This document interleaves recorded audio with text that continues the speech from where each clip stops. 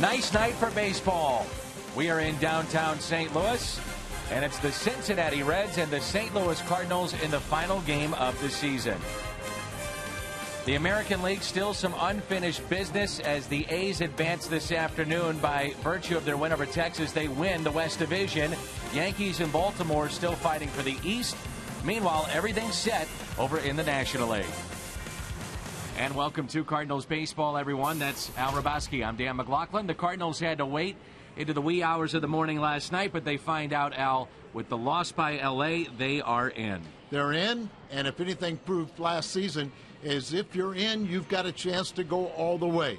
And the Cardinals are looking for 12-12. That sounds awfully nice. It certainly does. And when we come back, we'll take a look at what it's been like for a first-year manager this year in the big leagues. That means Mike Matheny, and that's next.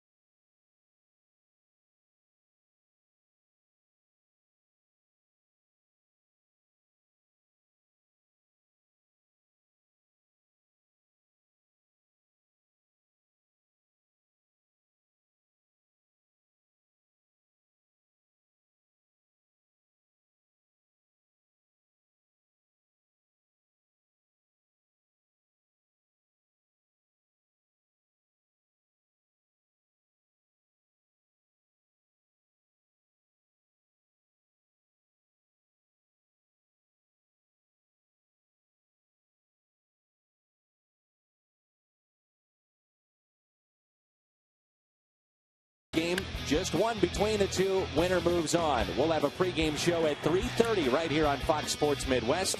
It'll be Pat, Rick, Pungo, as well as Jim down in Dixie. We'll come on the air at 3:30. Pre- and post-game coverage here on Fox Sports Midwest.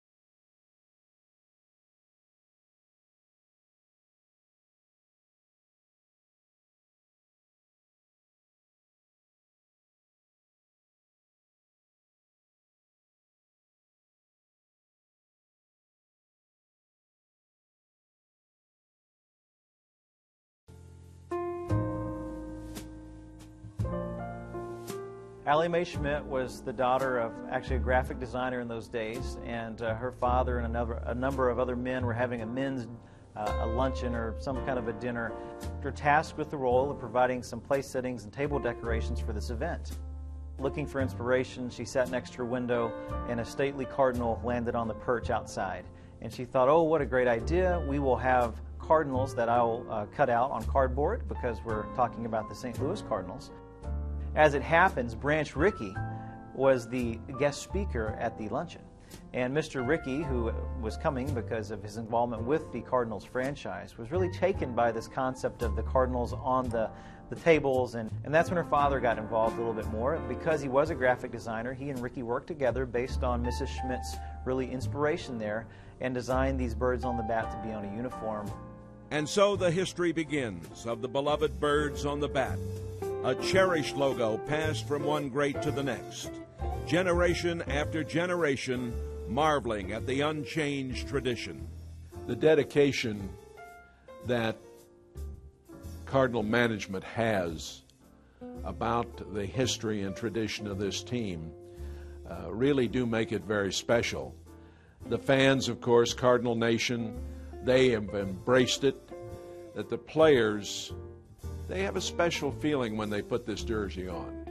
When you see the old black and white photos of Stan Musial or Enos Slaughter, or Dizzy Dean, or going all the way back, Rogers Hornsby putting that jersey on, you realize you're part of a chain of excellence, really. And there's been so many great teams, and what's remarkable about Cardinal baseball history is that those great teams have been kind of spread out in a sort of an even way over that century.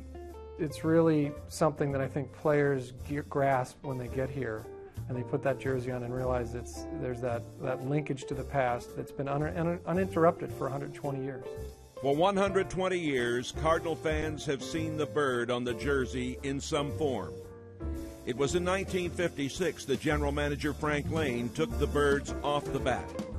but the disappearance of the historical logo only lasted that one season. He thought it was time to update this old logo and kind of catch up with the time. So for 1 year, we had no bird on the front of the jersey. There was a public outcry. We have news reports, memories from fans. They were upset. They wanted their beloved birds back on the uniforms. And they've been there since 1957.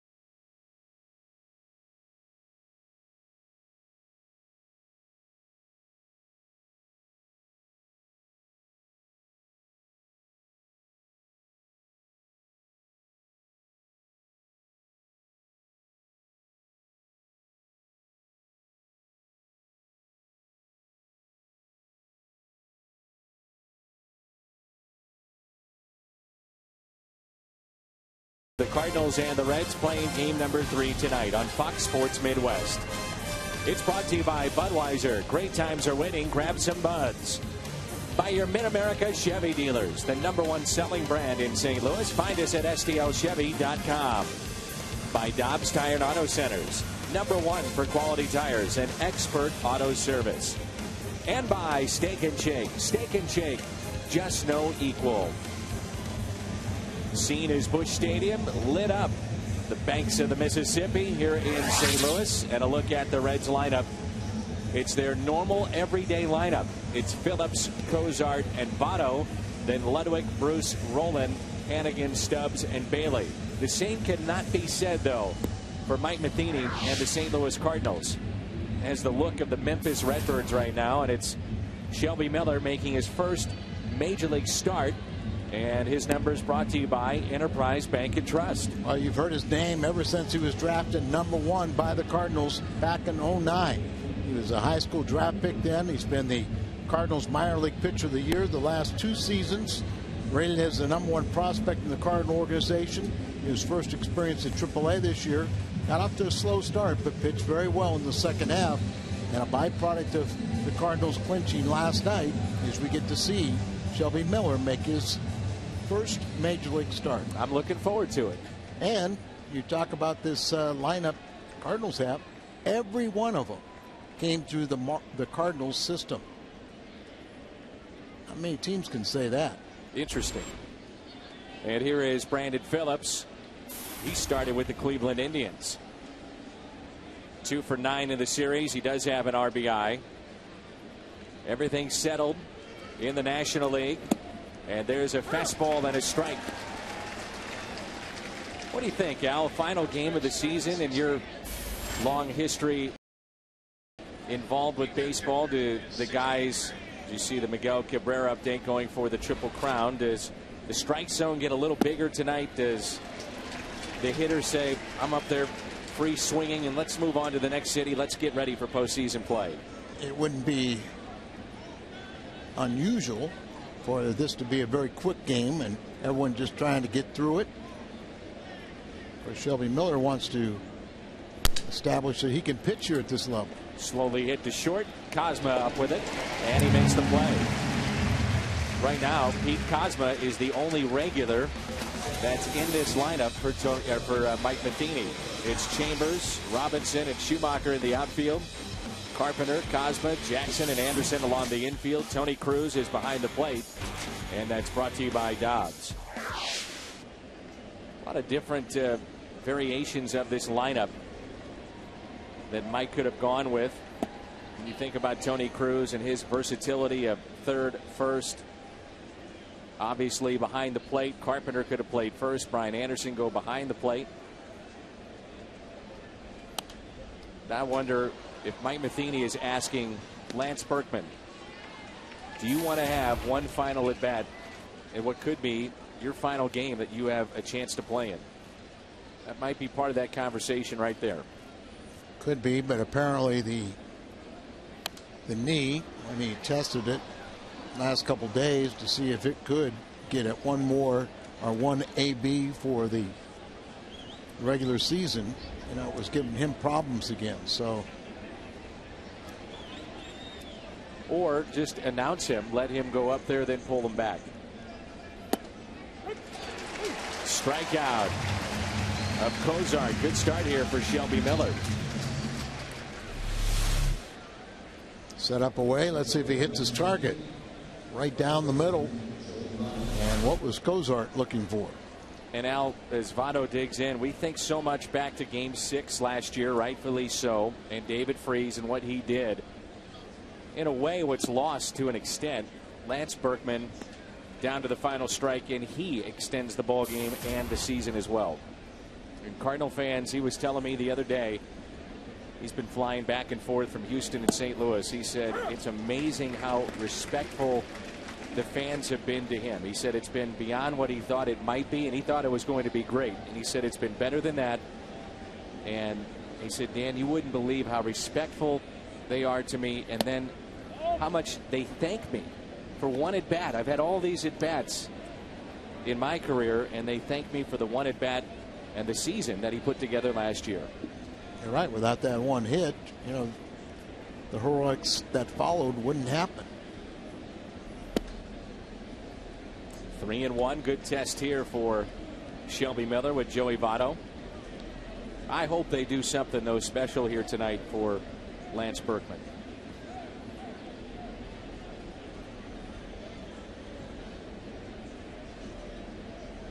The 3-1 pitch. And that's ball 4. What's unfortunate, too, Al, is you think about a one-game playoff with the Atlanta Braves. And if Berkman was able to swing the bat, at least you give Gonzalez and the Braves something to think about as a potential pinch hitter, knowing his history. If he has to hobble up there, so be it. But we know what a great hitter he is. You were just hoping that he might be available for that one game, maybe that one at bat, that Kurt Gibson moment. You never know. Well, that's what you're talking about, a Kurt Gibson moment, but it doesn't appear that that's going to happen. Now, with the one-game playoff, you don't need to carry 5 starters. So really, I think you could get away with just 2. Kyle Loesch has been named as a starter. Maybe you back him up with a Wainwright, and then the other 3 starters, or depending on if you put Lance Lynn as described as a reliever, but then you can add extra, maybe a 3rd catcher. You can add Chambers because of his speed, another reliever, but you can play with your roster a little bit. No one is just one game. You must win it to go on.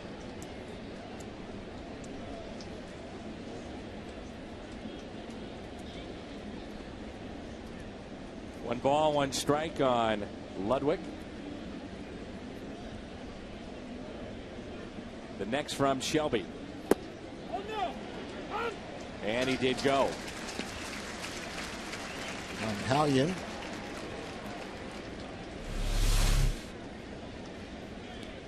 Their little slider. Remember, Shelby Miller was a little bit reluctant to go to his secondary pitches. He could breeze by the minor leagues with his fastball, and the organization kept on telling him, that's great, but if you're going to pitch in the big leagues, you have to show more consistency with the off-speed pitches. 1-2 is hit right center, and tracking it down, Skip Schumacher showing his versatility.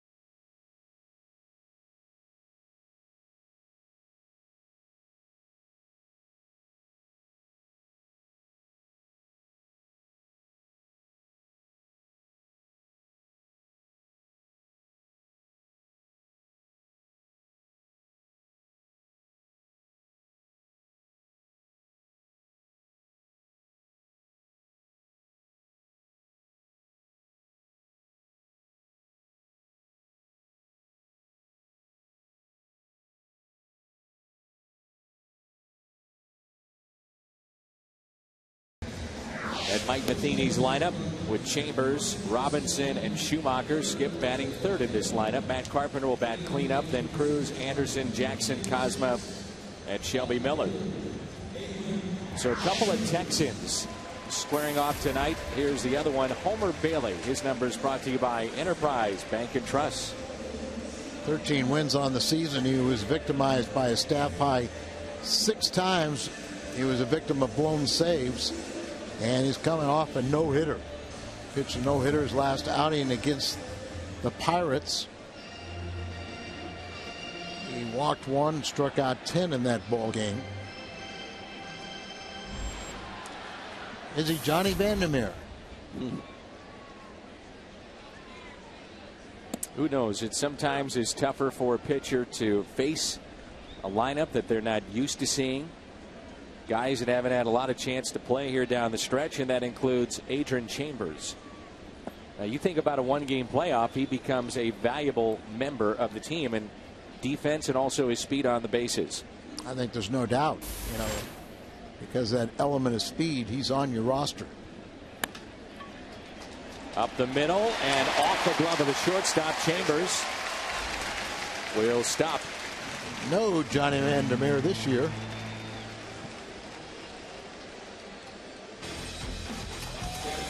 It's Ludwig, Stubbs, and Bruce in the outfield. Roland, Cozart, Phillips, and Votto along the infield. Behind the plate tonight, it's Ryan Hannigan. And this is brought to you by Dobbs. So if Chambers wants to run, this will be a tough combination to do it against in Bailey and a very good thrower in Hannigan. And I referenced Johnny Vandermeer. He's the only pitcher that had back-to-back no-hitters in Major League history.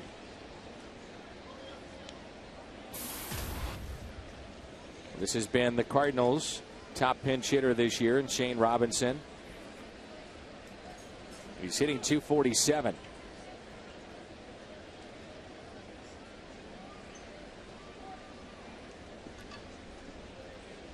It's worth repeating once again, the Cardinals deploying a lineup that is all homegrown. Every one of them signed by the Cardinals, come through the organization. And tonight, Mike Matheny has them playing in this game.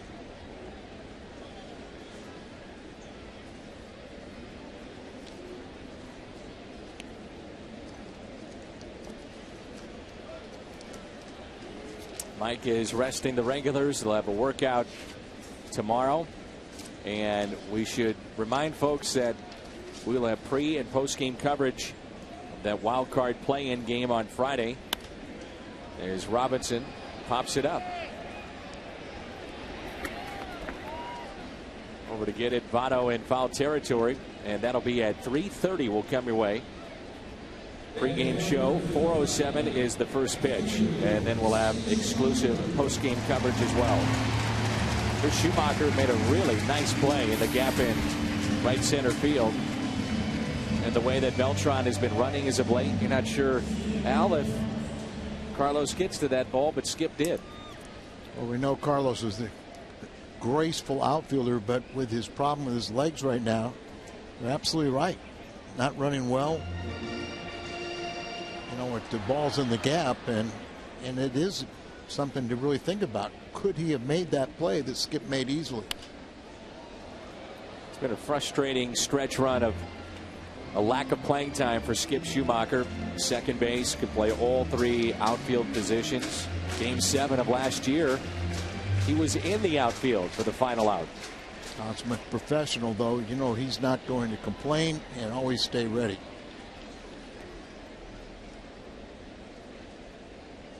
A 1 pitch to Schumacher, taken high. 8 for 21 off of Homer Bailey. That has to be the worst first name or nickname of any pitcher in the history of baseball. That and Bob Walk. Homer and Walk. You don't want those. Neither one. 1-1 pitch. Runner goes. Good jump. Throw to second and save. Chambers a steal. We think he's on that roster, but you might as well go out there and prove to Mike Matheny that you can be a weapon on the base paths. Very close play here as a tire service with our video. Brian Honora, the second base umpire, got a good look at it, and it went Chambers' way.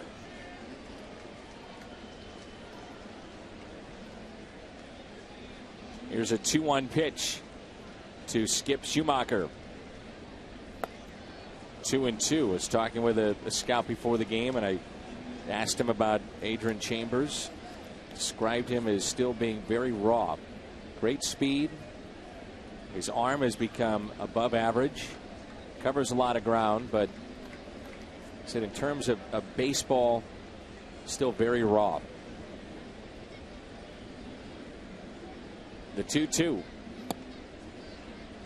It's always interesting when you see a guy that has his kind of speed, but yet doesn't pile up stolen base numbers. There's another aspect just to, you know, have speed, but being able to utilize it in the game of baseball. You sure are right with that, and you have to have an arrogance if you're a true base stealer. Speed helps, but it's knowledge. Strikeout of Skip. 2 away. And it brings in Matt Carpenter. Looked like a pretty good pitch. Skip probably thought it was low. Cardinals have seen Bailey for the 4th time this season. He has 1 win and 2 losses against St. Louis. Very solid year put together by Matt Carpenter. First full season in the big leagues. 2 outs and a runner at second base. And he looks at strike 1.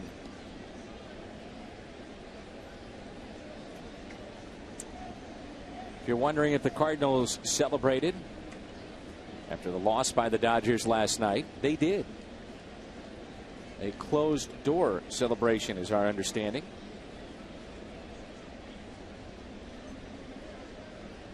0-1 pitch. 0-2. Mike Matheny actually told everyone to go home, but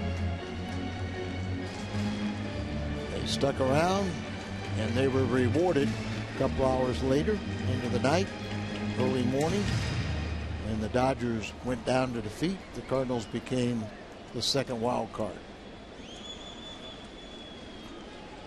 Yankees leading Boston 5-1. That's in the top of the fifth. Tampa Bay also in top of five, leading Baltimore 3-0. As Carpenter skies one to left.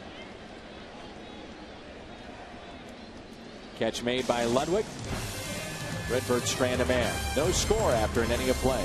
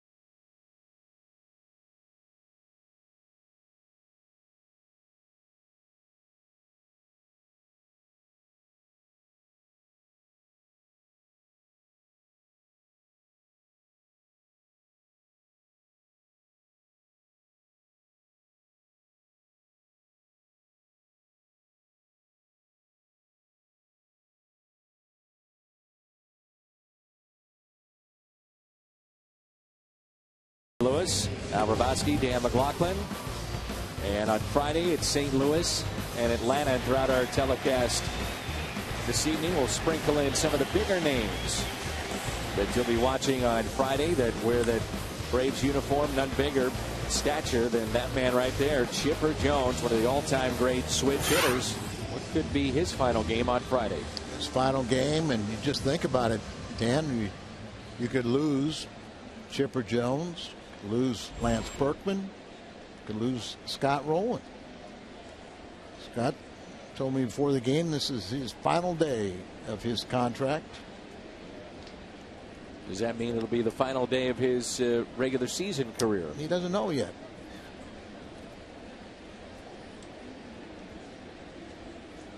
Gave me a little insight, but told me not to share it. Well, thanks for bringing it up then. I just said it's a possibility. Could those three great players could be their final game. So, did Scott give you a hint one way or another? Would he retire in Indianapolis? Would he retire down south in Florida? Does he have a passion for the game still to maybe come back in and play for the Cincinnati Reds, Al? I think he would come back for Cincinnati. He said he wouldn't back up somebody in Seattle. I said, you wouldn't want to be reunited with Brendan Ryan?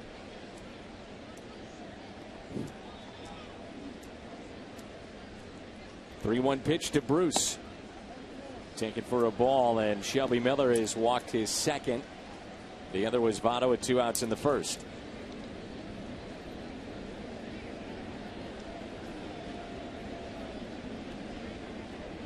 So here is Scott Rowland. 247 average, the 8 home runs, 39 RBIs. Made a ton of money, and the only reason for him to play is if he still has a passion to play the game. Well, he's hit 301 since the All-Star break. Would he miss the camaraderie, the games, the grind of a major league season? All the questions right now that Scott has to answer. Wife and kids away from them for a considerable amount of time. 17th season. Former Rookie of the Year with the Phillies.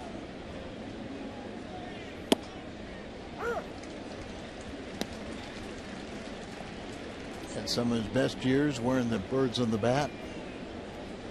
If not for Hee-Seop Choi, you wonder where those numbers might be for Scott Rowland. Collision with, at that time, the Dodgers first baseman Choi. And how about the middle infielder for Arizona? Ran into him in the postseason.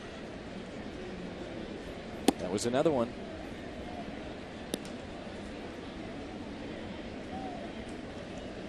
His shoulders were never the same. Dealt with a bad back and had a knee issue for a while. I think of the famous Alex Cintron from Arizona.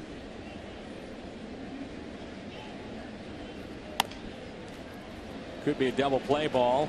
Out at second, double play. Cosma had to wait. Eventually that grounder got to him. 6-3 on the double play. In steps Ryan Hanigan.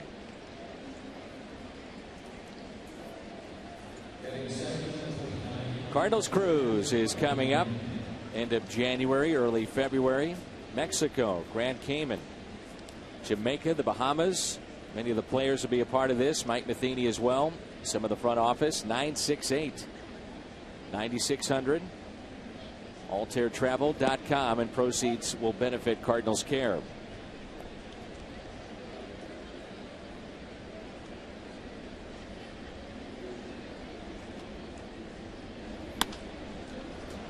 Fly ball into shallow right. Schumacher under it, makes the catch. It's Cruz, Anderson, Jackson coming up. No score.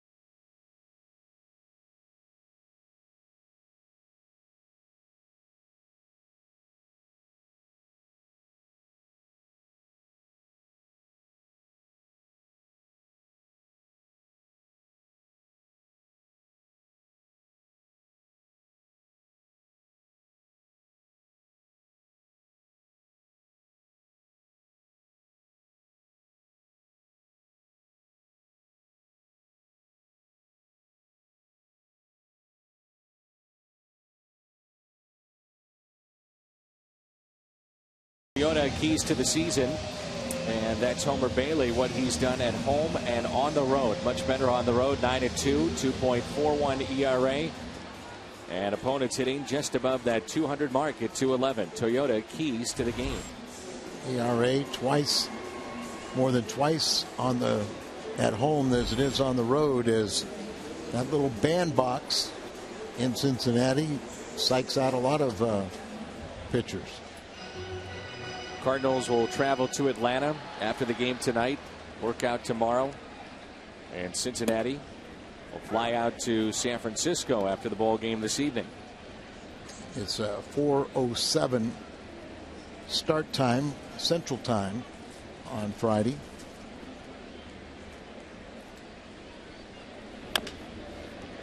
Chopper off the bat of Cruz, and Rowland makes the play.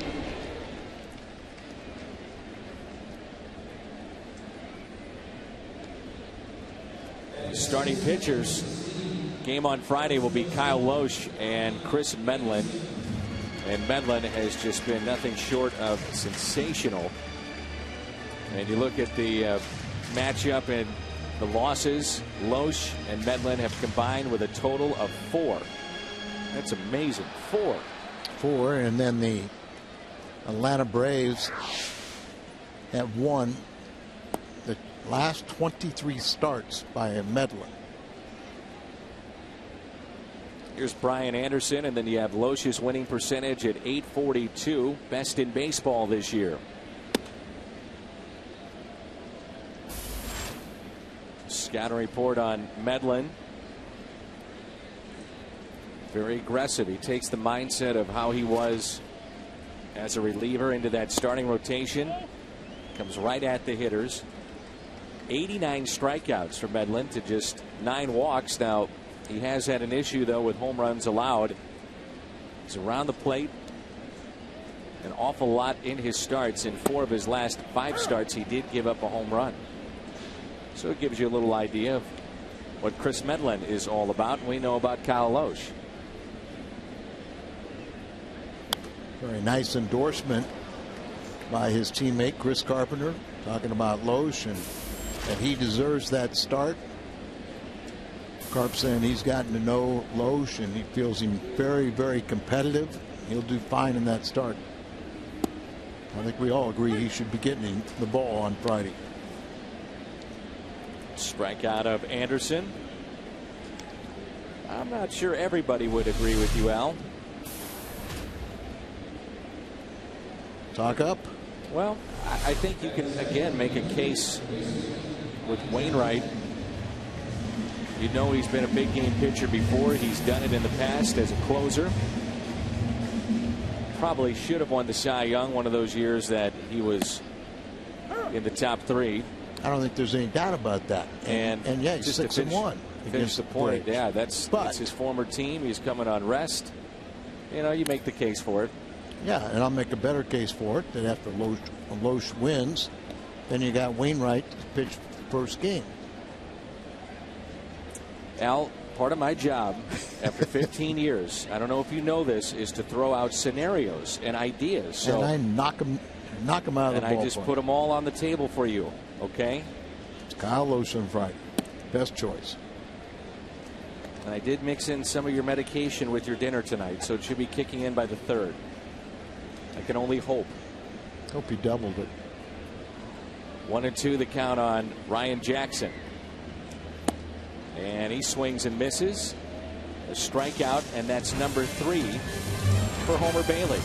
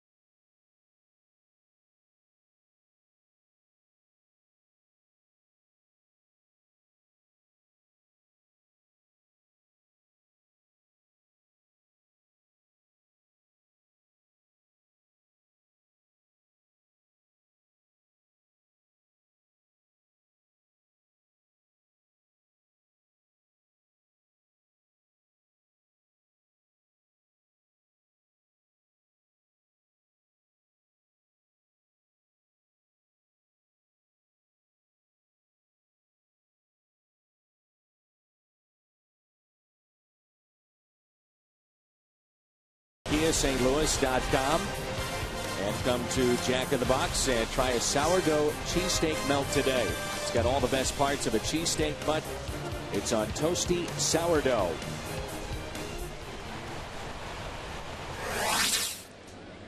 Top of the third rolls in. It's Stubbs, Bailey, and Phillips. A concern for Dusty Baker. Down the stretch here has been his offense a bit. Carpenter calls for it, puts it away.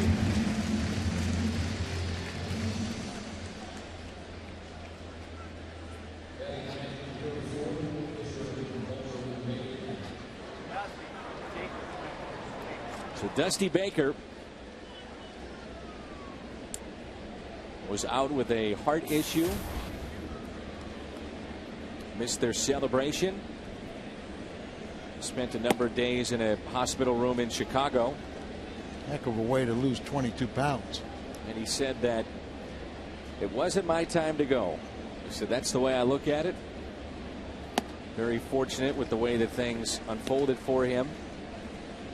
Very scary situation you talked about the other night. Yeah, he was being discharged, and the nurse started asking him a couple simple questions like, what's your name, where are you, and he couldn't respond. And she immediately alerted the doctors, and they got a stroke team in place and really took care of business for him. So some of the newcomers to the postseason dance. It's Washington, Cincinnati, Baltimore, their first winning season since 1997. The A's. What Oakland was able to do in the second half, not just make it into the postseason, but this afternoon at home, they beat Texas, so they win the American League West. 94-68. Here's Phillips, who grounded out to short.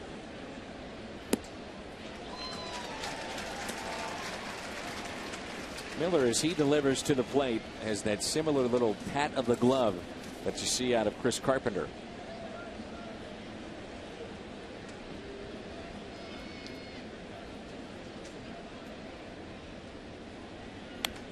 Oh, 0-2.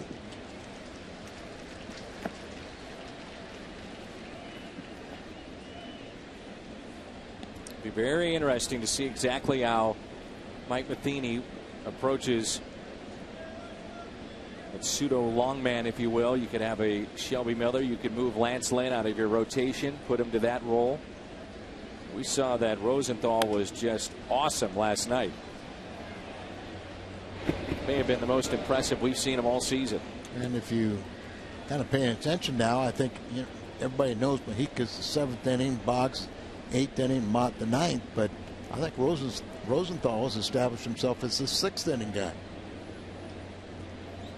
Mahika, that trade has flown under the radar around baseball, but at the time of the deal, it really changed the bullpen and what Mike was able to do at the back end of games, and gave him an established veteran in the 7th. There's Kelly on the left, Rosenthal on the right, but trade by Mike Matheny, or rather by John Mozeliak for Mike Matheny, and getting Mahika was big.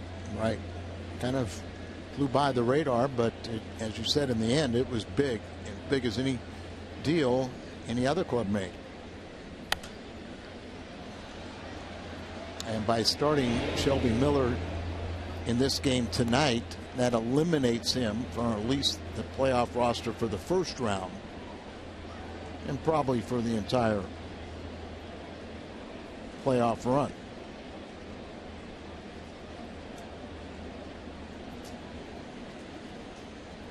You got the Joe Kellys and you got the Lance Lynn's to be the real long guys if you need them.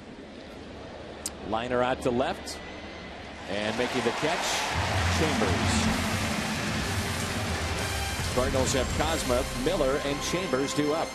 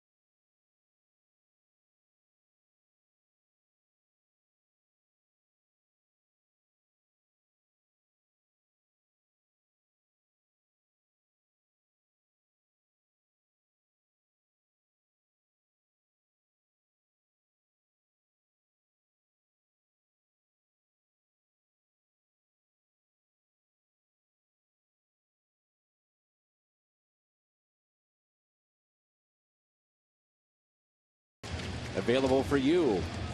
All the games in HD.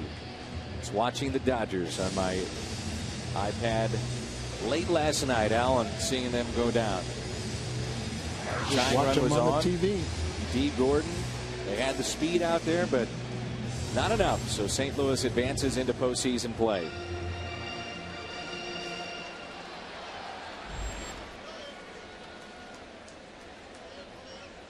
Cardinals are still unsure about Rafael Furcal as to whether or not he will have surgery. But a good fallback plan, or even a guy that can split time next year with him, is Pete Kozma. Well, he's opened up a lot of eyes.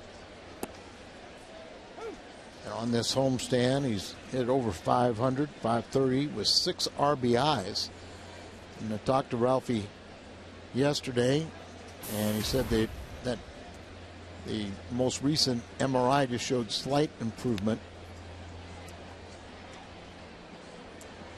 But it's getting to that point where you have to make a determination whether he goes under the knife or not. Not a lot of options looking at free agents. It's not a deep pool of shortstops. So Kozma giving the Cardinals a little insurance in that regard.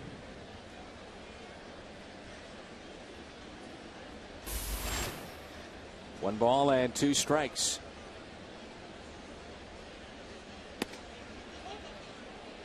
Well, Pete has to be very proud of what he's accomplished, but he has really opened up the eyes. Only hit 232 at AAA this year.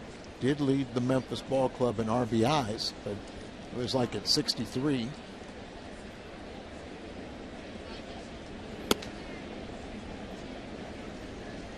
He's got occasional pop. One season he had 10 home runs in the minor leagues. Nice. 10 of his 22 hits have been for extra bases. And he's shown the ability to drive in runs. 14 in September. Pops it up. Shallow center field. Stubbs, the center fielder, calling for it. First out here in the home half of the third.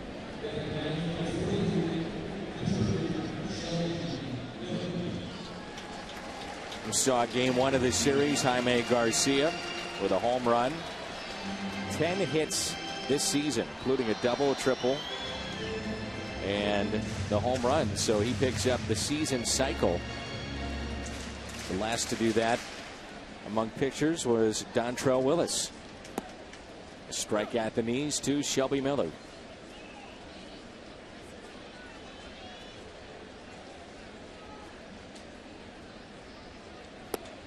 I have to think it's an exciting day for Shelby, making his first ever major league start. After a handful of appearances out of the bullpen. And I'm sure he was notified of this possibility. We were hoping for it. This would be the scenario that I don't think it hurts Wainwright to get a couple more days rest also. And the ball back position is not only Shelby gets this start, but get to start all these youngsters. And the rest are veterans.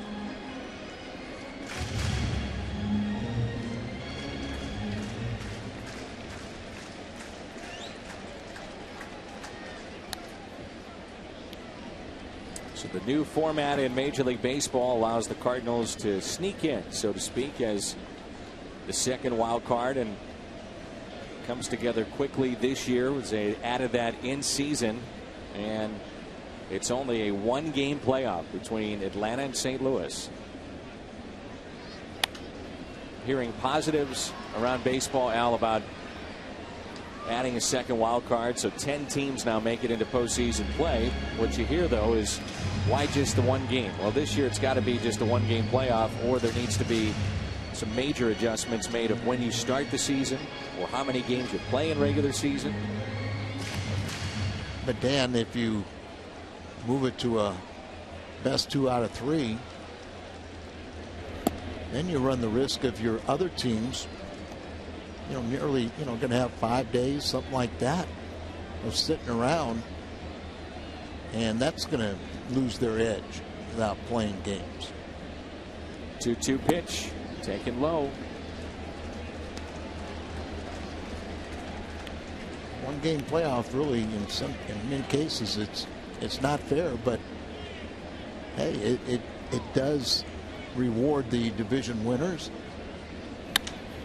Shelby Miller, a liner out to left, off the base of the wall. On his way into second base, standing up with a double.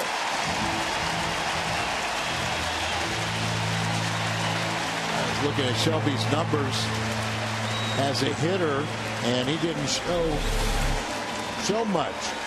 You didn't expect this, but here he turns on a 94-mile-an-hour fastball right off the base of the wall, over the head of left fielder, right off the wall right there.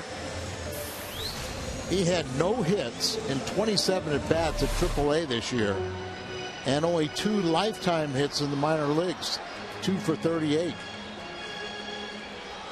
That could be his first extra base hit ever.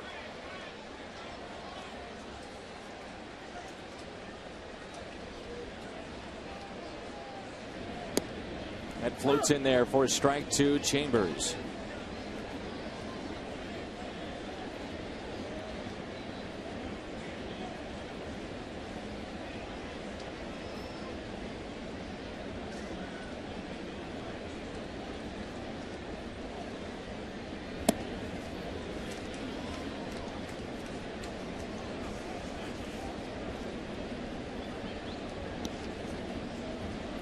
Chambers with a single and a steal back in the first.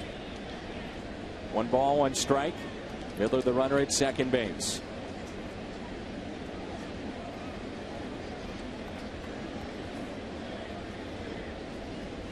Shelby did have a previous at bat here at the major league level, so it's not a hit in his first at bat.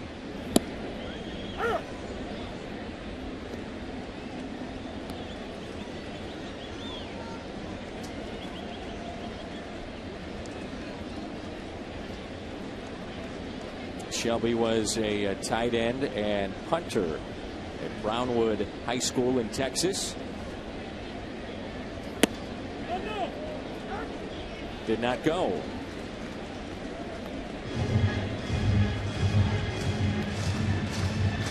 Recently as 2009, Shelby was Texas A&M's top recruit senior year in high school. Considered one of the best coming out of high school when he signed with St. Louis. Chambers fights off the pitch. 2-2 the count. Chambers apparently was a pretty good football prospect. If you go to Old Miss, something originally. Michael Gersh there on the left, the assistant GM, John Mozeliak on the right. 2 balls and 2 strikes. Late with that swing. Strikeout for big right-hander Homer Bailey for Cincinnati, and already with 4 on the night.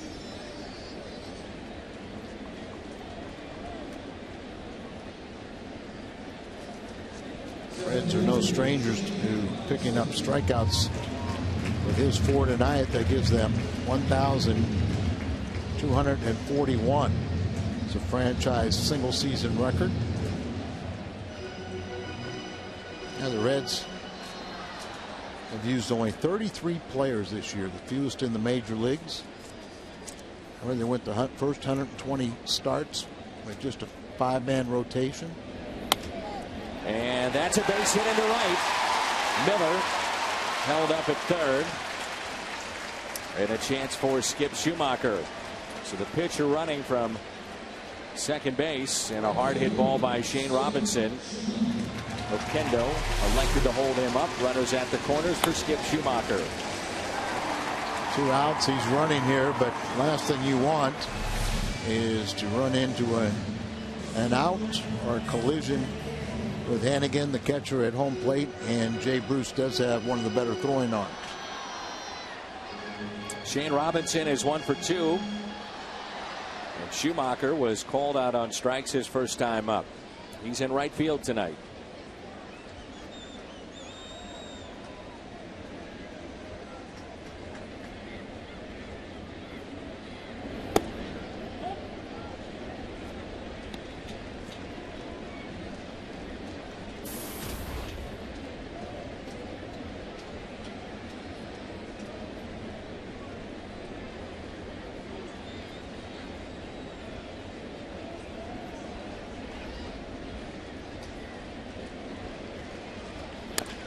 Little chopper towards short. Race to the bag and out.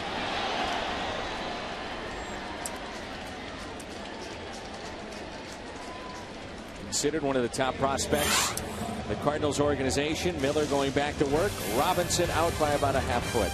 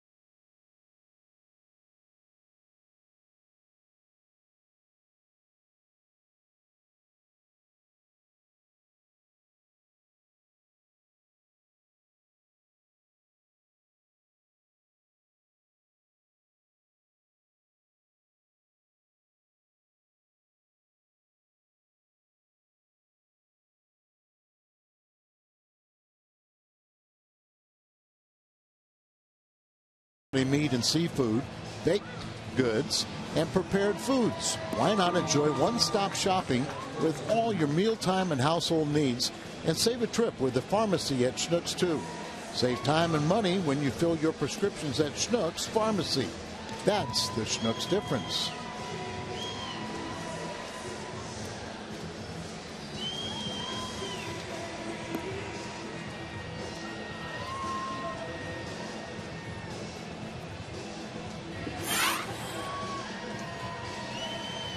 Young Cincinnati Red fan.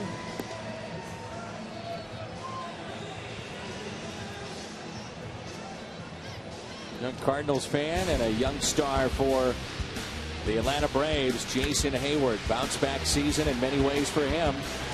27 home runs. So the power did return. 82 RBIs. Thought of so highly.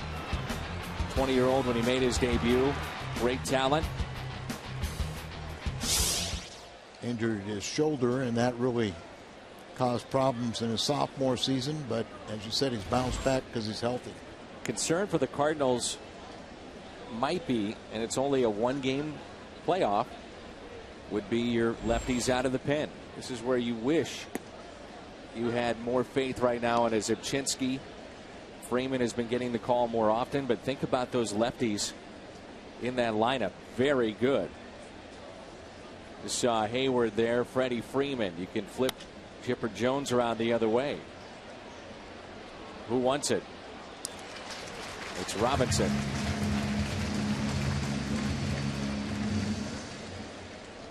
Well, the Braves really dominated the season series. The runs were pretty even, and the average basically the same. Starters ERA was the same, but look at the difference right there, the relievers ERA. There's 2.67. You know they have a deadly bullpen. Cardinals 6.14, but that was early in the season when Mike Matheny didn't have, you know, his bullpen set up like he does now.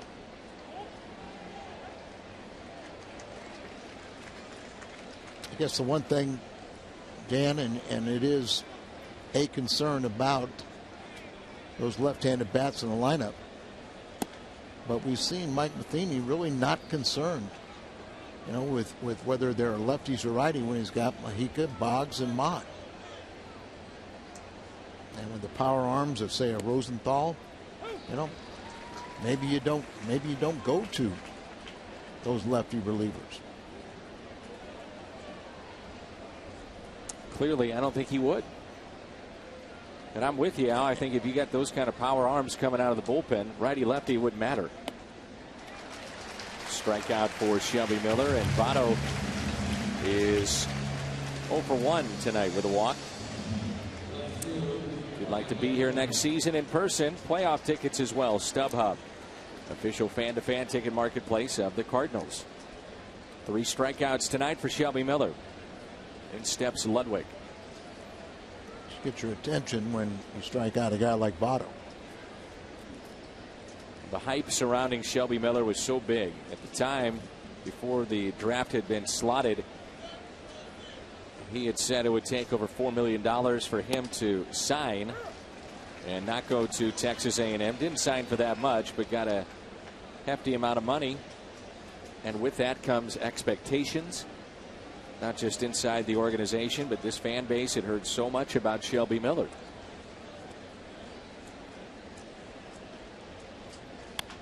And you give him a lot of credit because his first experience, the first half of AAA, it wasn't going that well.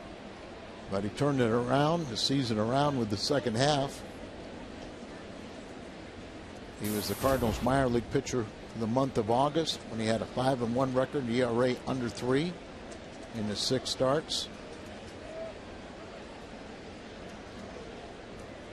0-2 the count on Ludwig. Blew it right by him at 93 miles an hour. 2 strikeouts in the inning. 2 pretty good ones. Votto and Ludwig.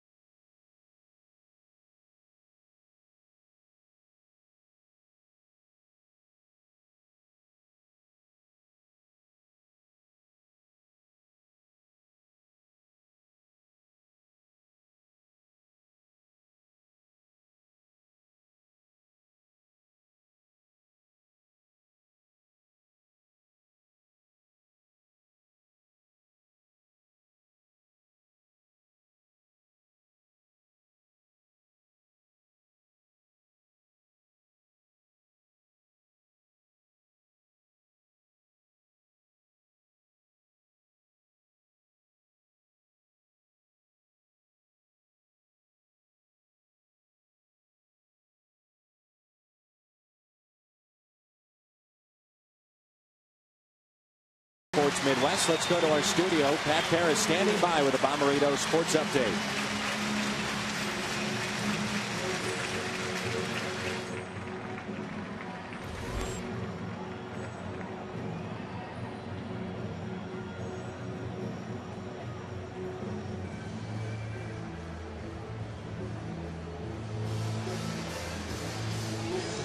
Matt Carpenter leads it off, followed by Cruz and Anderson. Going back to October 2nd of 1990, that's a look at the lineup that date. The combined career games of 1,176. Well, tonight, a little bit higher, 1,278. But bottom line, not a lot of experience back in 1990 with that lineup, and not a lot tonight. Well, you take out Milt Thompson and Skip Schumacher tonight, and they're very inexperienced lineups.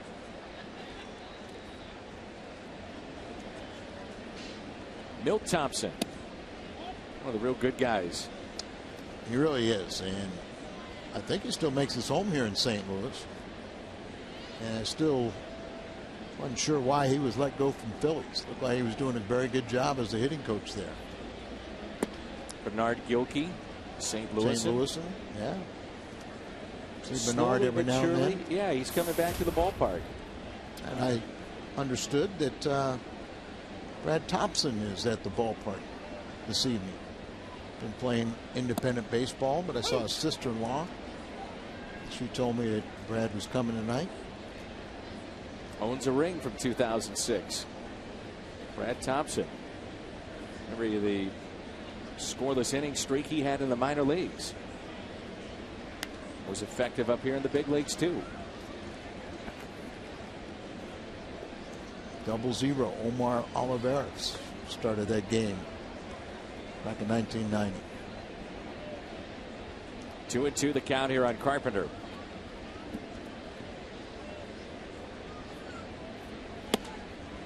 A swing and a miss late with that swing. You'd have to think that Mike Matheny out would go deeper into a game with Shelby Miller as opposed to Homer Bailey.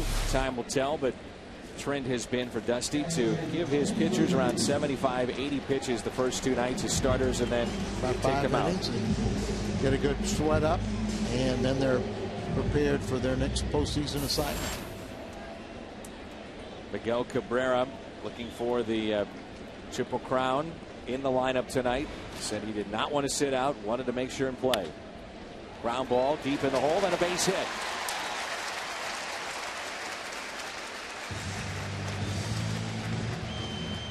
Yadier Molina is just so durable and having such a remarkable season. Tony Cruz, in my estimation, has been a very solid backup catcher. Doesn't get many plate appearances, doesn't get a lot of playing time, but he's shown that he can hit a little bit at this level, and whether it's coming off the bench or just the spare starts, and I think the Cardinals are very, very happy with his backup. Cruz hitting around that 270 mark. And here is Brian Anderson.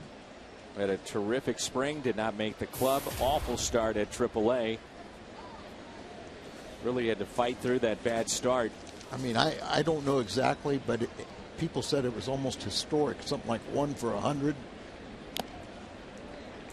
Ended up hitting just like 225, but that's such improvement from where he started out early in the season. I have to wonder, Al, if he just felt mentally buried after not making the club out of spring. He was so good in spring, and you think about the hype around Shelby Miller. Brian Anderson for a while had a lot of hype around him, not quite the level of Shelby, but he was thought as a guy that definitely could be a backup at some point with Yachty here, or maybe an everyday catcher somewhere else. Well, and you're absolutely right.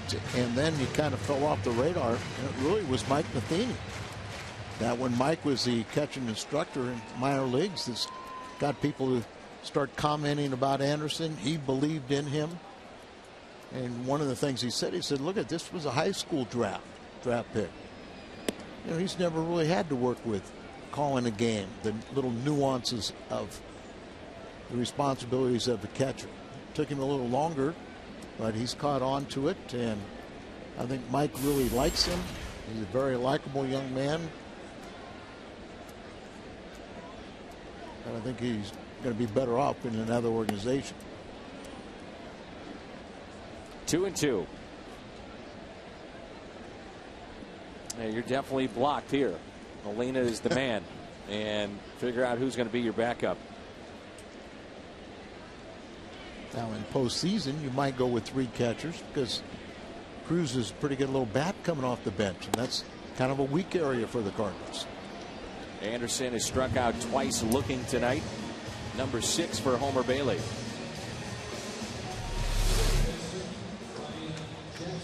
Well, you got to swing the bat, and of course that's a pitcher's pitch right there, down and away, right on the black.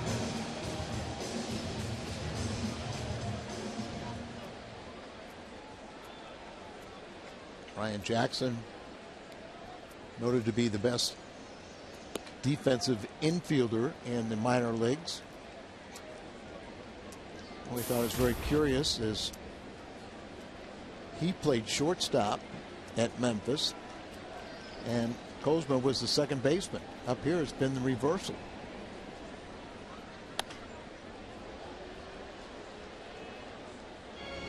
One ball and 1 strike.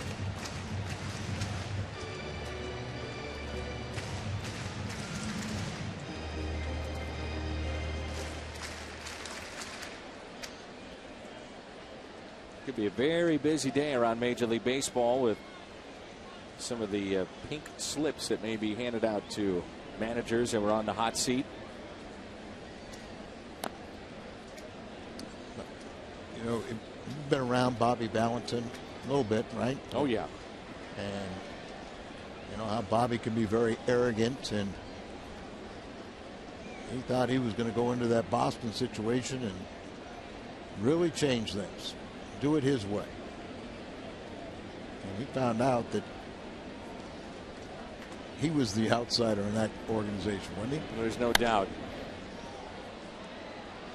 I'll be very curious to see what happens with Ozzie Guillen. You know, there's a guy that obviously had his comments that were brutal, especially anywhere, but especially where the ballpark is located in Little Havana. Hey, what are you thinking when you say something like that? Well, it's just clearly you're not. Yeah, you're not thinking. And then he has had some choice words with the owner there. He's got 3 more years on his contract. Who would really want to take a flyer on him if he's let go in Miami?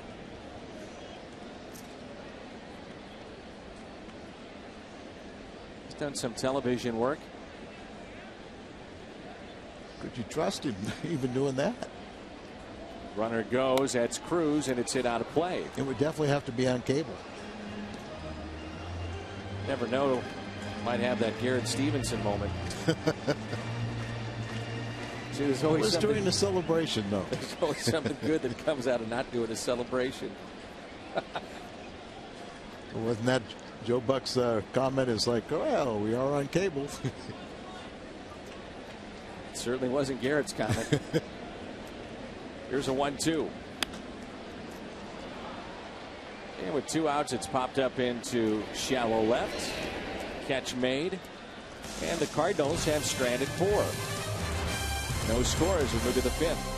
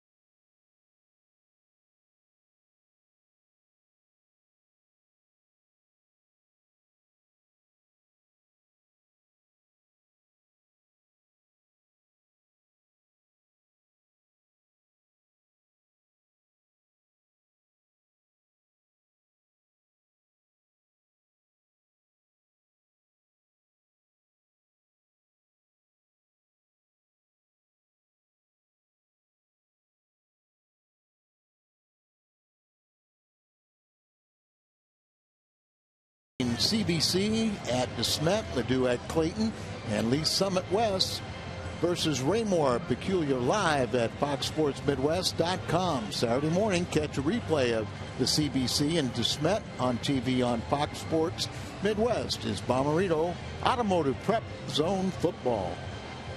Well, we're scoreless here. Cardinals have 4 hits against no-hitter Bailey. And pretty good outing so far for Shelby Miller, making his first major league start. The phenom #1 pitching prospect by the Cardinals, and he's showing you why. I was excited to hear that Shelby was going to get this start. Only 13 balls thus far out of his 45 pitches. And he's taking on a very good lineup, obviously, here this evening. And I think we all were really looking forward. This was one of the bonuses if the Cardinals could clinch. You get some rest for Wainwright, and Shelby Miller could get a start. Get the shift on here for Bruce. And I like it now because you got all these, like you say, the Memphis team out there playing. Cardinals seeing a glimpse of what the future will look like.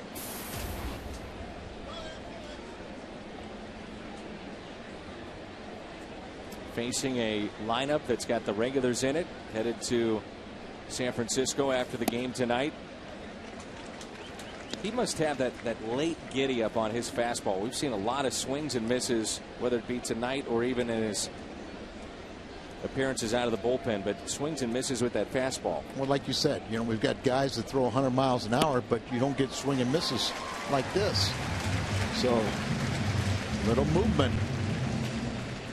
So Bruce strikes out. He's 0 for 1 with a walk. It's Kelly, Rosenthal, Miller. The future is bright. Also, you have Carlos Martinez. It'll be in the mix very soon. Walker. Michael Walker out of Texas A&M, the first-round pick this year. They really like him. And he's on a fast track. It seemed like, Alan, you would know better than I, having been in the organization for a long time, but it seems like the last 5 to 7 years, I guess, that fast track seemed to get pushed a little quicker, maybe because of money, maybe because of pressure of getting guys signed and trying to get them through a system, but maybe we saw players arrive on the scene earlier than in the past. Well, it's wow. Strikeout number 6. It's 4 in a row for Shelby Miller. Hitting his spots. Rollins it into a double play, and here he's caught looking on our Hyundai replay. But it's a fine line. You want to push people, you want to challenge them, but the last thing you want to do is send them to a level that they can't handle. And some of these guys will taste defeat for the first time. I always do believe you do want to fail at some level in the minor leagues, so you can learn how to battle your way back. Like Shelby Miller, he goes to AAA, and he struggled the first half of the season, but then he figured things out, maybe listened a little more, changed his pitching pattern, and now we're seeing the result of it. So not necessarily the worst thing. No. I mean, seriously, the worst thing that can happen to a player is you've been a star all through your prep years, then you get in the minor leagues and you race through and never fail. And you're going to fail at the big league level at some point. And when you fail here for the first time, I've seen a lot of guys never recover. Really the fine line too. You talk to John Vooch or John Mozeliak, John running the farm system and Mo overseeing everything, but they talk about these young guys and so much hype that when they bring them up, very cautious about where they put them in games and how you spot them, try to give them early success. And so you can do that if you put them in the bullpen. 1-2 pitch, and that hits Hannigan.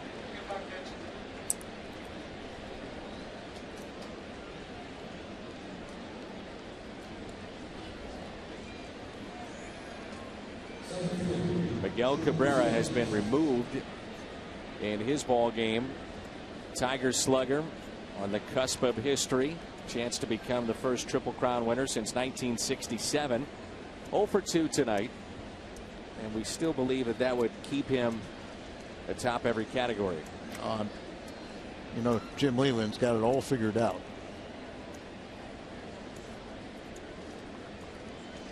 Two outs and a runner at first, and here is Drew Stubbs.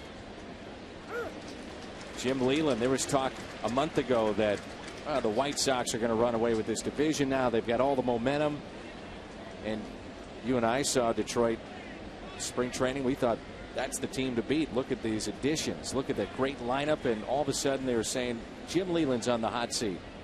Now they say a month later, how can we keep him here? It's sports, I guess. The White Sox, I think, finished up 3-11 to knock themselves out of contention. 0-2 the count. Izzy's on deck if they get to the pitcher spot in the order. Right-hander throwing in the pen. Swing and a miss. He strikes out the side here in the 5th. That's 7 on the night for Shelby Miller. First ever start in the big leagues, and so far so good.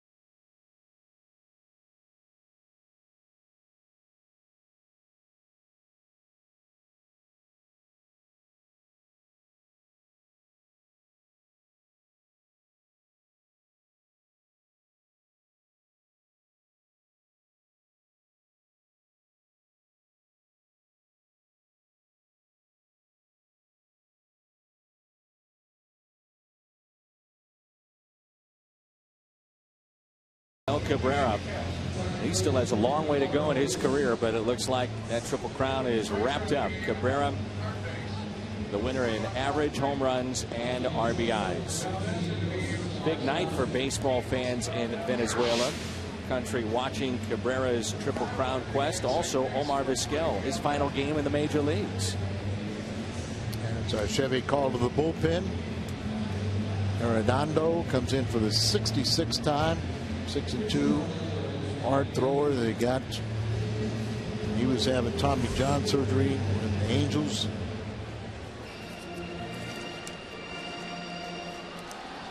Wholesale changes out there. Looks like Cairo is playing second base. Valdez is a shortstop. Navarro is our catcher. Is that Frazier at third? And that's just foul. The bat of Pete Kozma. I believe that is Frazier at third base.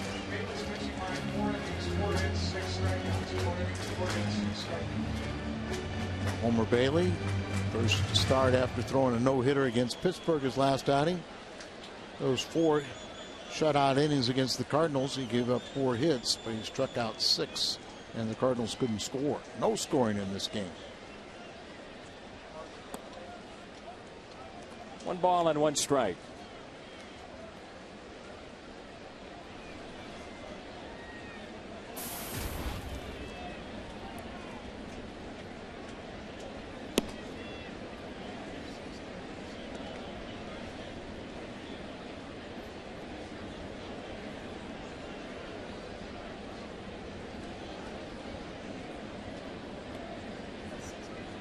The 2-1 pitch.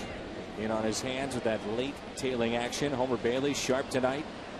Shelby Miller against the everyday lineup of the Reds. Now they've been awfully aggressive in those at bats, but give him credit too.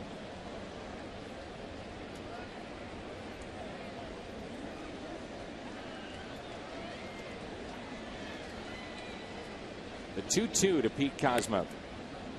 Angels not exactly finishing the way they wanted to. They were knocked out of postseason play, and they're losing tonight 12-0 against Seattle. Mike Scioscia, speaking of guys on the hot seat, as that's pulled foul. Talking to him. Jerry DiPoto is the new general manager, that they could be on the way out. But the problem is Mike Scioscia has won before. He's had great success there. Has brought them their only World Series title. And oh, by the way, he's owed a bunch of money through, I believe, the 2018 season. Yeah, something like that. At least $4 million a year. Very well respected as a baseball manager and baseball person. He wouldn't stay unemployed very long. And not at all. I think Jerry DiPoto may be in more of a hot seat than Mike Scioscia. Very, very popular with the fans. Check swing, and Kozma did go. Arredondo gets the strikeout. And there's one away to start the home half of the 5th. Playoff Big Mac land bonus days are back. Get a 25-cent Big Mac every day the Cardinals play this postseason when you buy 1 at a regular price. 25-cent Big Macs every day the Cardinals play this postseason. So go Cards from McDonald's.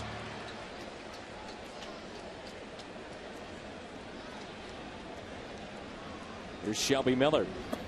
Has a double tonight off the wall. First major league hit and his second plate appearance. As I said, it's his first hit of the year, as he was 0 for 27 at AAA.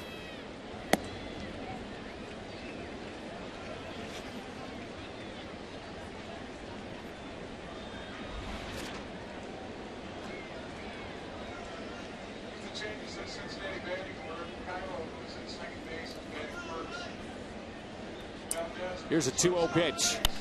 Ground ball left side. It's another base hit for Shelby Miller. Look out, Garcia.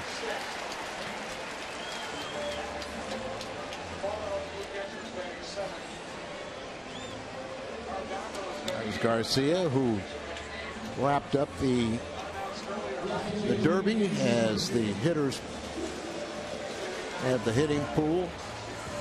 Who gets the most hits? Jaime helped his own cause with a home run his last start. Interesting thing, if the Cardinals get by the play-in game on Friday, does Garcia get one of those first 2 home starts? At some point you're going to have to pitch him, you would think, and if that's the case, I'd rather see him pitch at home as opposed to the road. Even though the last 2 road outings have been very good, but you're right, career-wise, his home road splits really favored the home field. His last 4 starts been very good.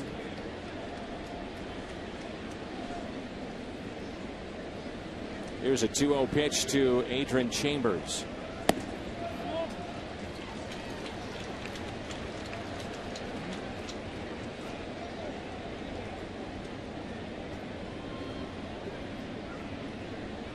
(3-0) the count on the Cardinal leadoff man tonight, and he looks at a strike.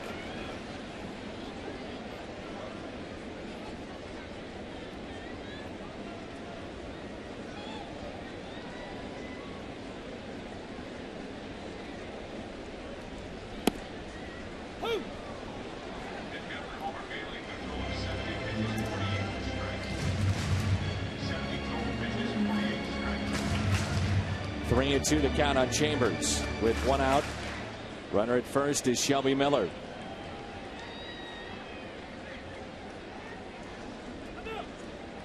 Yankees trying to wrap up their 12th division title under Brian Cashman's regime. Cam Jansen there for the New Jersey Devils. Mid-season form. There's 2 away.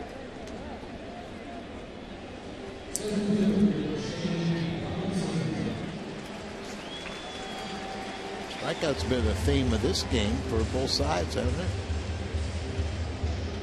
There's 8 Cardinals that have gone down, and Shelby Miller has struck out 7 himself. Struck out the side in the 5th.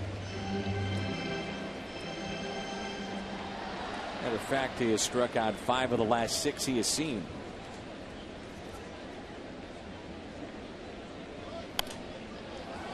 Robinson pops it up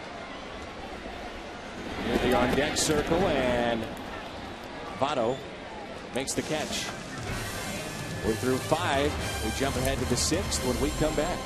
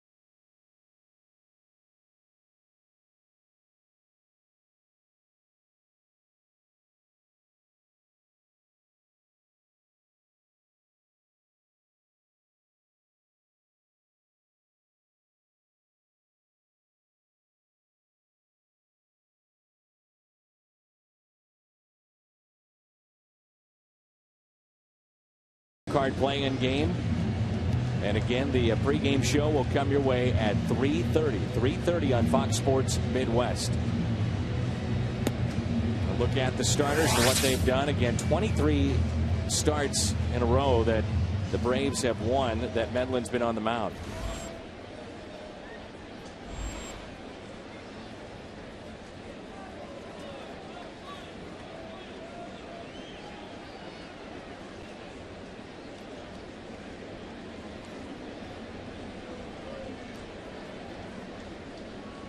Here's Heisey, followed by Cairo, then Valdez.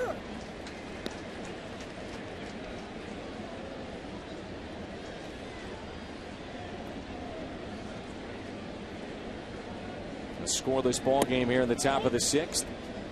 Shelby Miller has been very impressive so far. He's walked 1, he's hit a batter and struck out 7. 1-1 pitch. Long fly ball out to deep left. Chambers on the move, and with room, he's got it.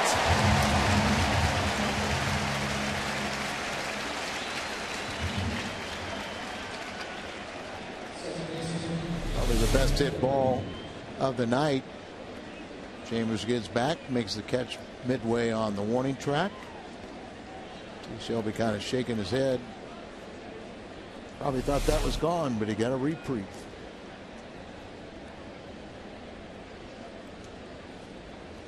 One out, nobody on. Here's Miguel Cairo. Our buddy Cairo. Yes, that's Miguel Cairo. Finishing strong. Cairo has a 3-game hitting streak. And in his last 8 appearances with the bat, 7 for 19, 368. A couple of years ago, Miguel got a call from Walt Jocketty, and he thought that was to help out in some capacity, coaching, going down to the minor leagues, helping out there, and they said, no, we want you to play. Yeah, I said, hey, I noticed you're finishing strong, and he goes, yeah, and I said, well, hope to see you someplace next year, and he goes, well, if it's not playing, I'll be coaching third someplace. He'd probably make a very good coach. 2 balls and 1 strike. A couple of years ago, he had a very bad spring, and he thought he was going to get released, and they said, no, you made our ball club. Play a lot of different positions. Sting you on occasion with the bat, but really a wealth of knowledge, and can be an extension of the coaching staff with his ability to communicate with the Latin players. These kind of players are invaluable to a franchise, mixing in the youth with the veterans and winning ball clubs. We just had that shot of Wainwright talking with Garcia. That's a good example there. And mentoring. Carpenter did that with Wainwright.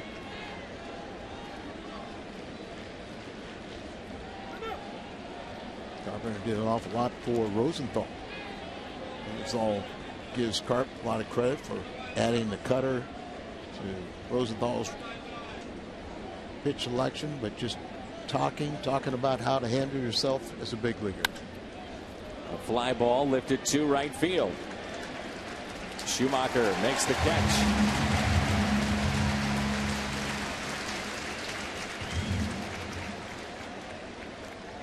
Get all 11 replica rings at thepostdispatchstore.com. As Al told you the other night, really well done by Cardinals in conjunction with the Post-Dispatch. The display case, very nice. And the replica ring, if you missed out on the giveaway, it's exactly like the one that they gave away here at the ballpark. It's great. I bought one and like it so much, I'll probably buy a couple more for gifts. Westland approved of it. You have his approval. That's all you need. First night he saw that, he took it to his tent, took it to his fort. He tried on every one of them. Little floater, and it's a base hit. The first hit of the night allowed by Shelby Miller.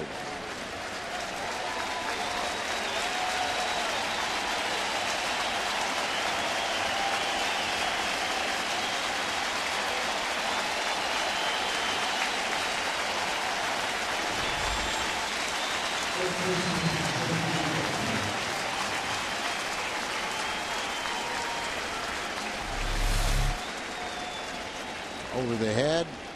So Jackson going back on it. Damn, we should have kept the major leaguers in there. Valdez, promotion at the spanning rosters. He gets the first hit. And Votto is swinging a miss.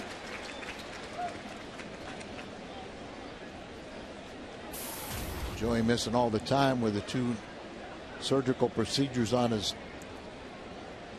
left knee. Probably trying to give him a few more bats, keep him sharp.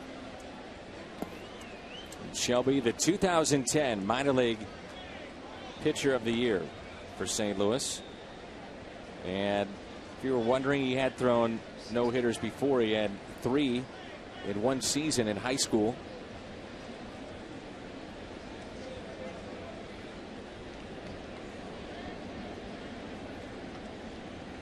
Here's a 1-1 pitch to Joey Votto. Little check swing. Knocked down by Anderson. Stays with it. Makes the play. Nice round of applause for Shelby.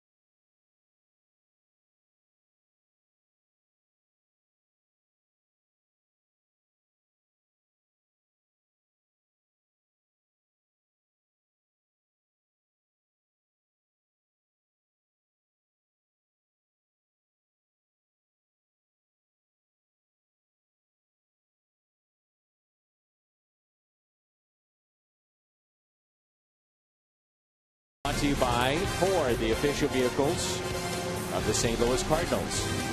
And by the State of Missouri Tobacco Quit Line. Call 1-800-QUIT NOW. Hoover into the ball game. That's a look at Lumiere. Inside there is Pat Paris. Getting ready for the postgame show. Hoover was acquired from the Braves in exchange for into the Juan Francisco. He received the Mary E. Barney Award as Louisville's most valuable pitcher. What is that again? The Mary E. Barney Award. Louisville's most valuable pitcher in 30 appearances for Louisville. He was 4-0 with a 1.22 ERA and 13 saves and 14 chances. Opponents only hit 121 off.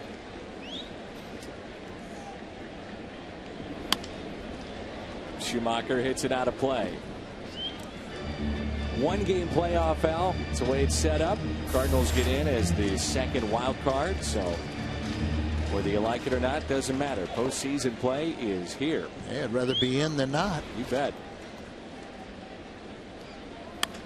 Cardinals proved last year that, and also in 06, you get there, you know, take your chances. 06 team, 83 wins. And they ran the table. They got in and they played the best baseball. 1-2 pitch. Schumacher, hard hit towards short. Nice play there.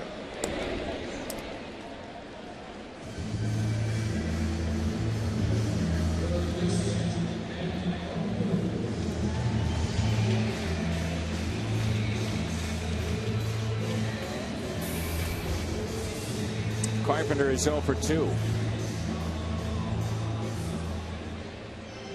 think about one of the intangibles the Cardinals bring to the table. It's a big one. Experience. No doubt.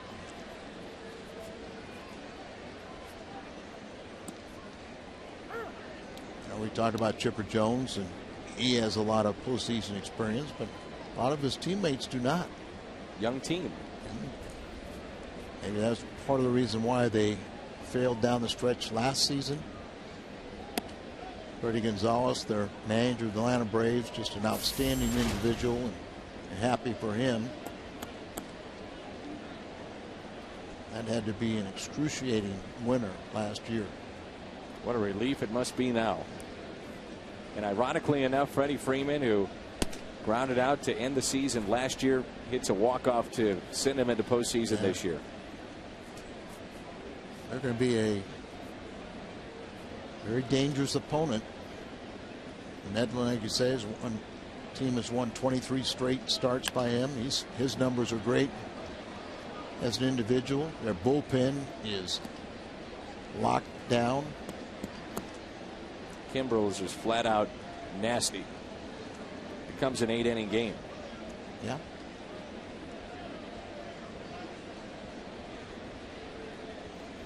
Two balls and 2 strikes on Carpenter. Now you wonder at this point in the season about some guys like a Matt Carpenter. Granted, he's not playing every day, but this is the furthest along in a season that he's ever played. This guy's wearing down a bit. Now the playoffs should give you a jolt, you would think and hope. But for some of these guys, you wonder about just wearing down. Well, there's a lot of truth to it. You know, in the minor leagues, you have 5 months, and that extra month of September wears down a lot of minor league guys. But I don't think we have to worry about Carpenter. He's had such a solid season.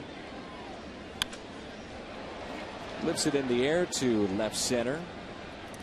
Cardinals about to hit the Reds in this game 5-1, but nothing to show for it. Catch all the action of the 2012 Major League Baseball postseason on Fox and TBS.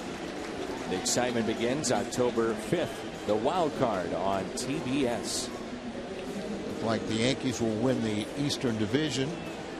Baltimore will be the wild card there. Now for my golf tournament, I have a bat from Stan the Man. So it's the actual bat that he used. The specs. And Dick Zitzman, who runs Stan the Man Inc. 965-3000. 965-3000 is right.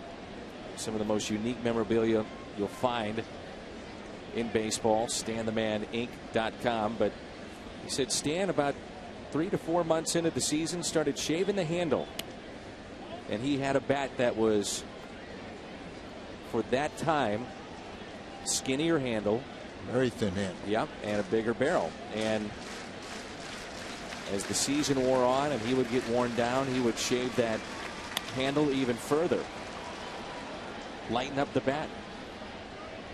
Some of the players even do that today. The postseason, you think of 2011, you think of this man, David Freese. One of the most famous home runs in franchise history.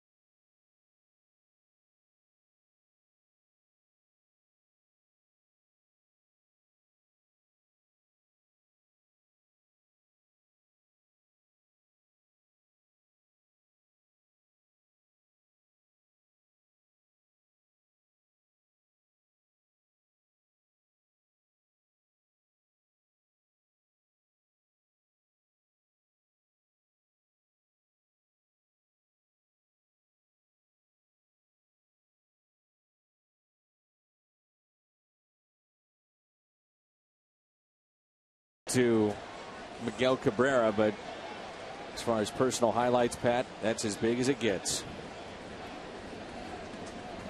Cardinals pep rally. If the Cardinals win Friday in Atlanta, Ballpark Village, before the division series games 1 and 2, we should remind you that games 1 and 2 will be Sunday and Monday.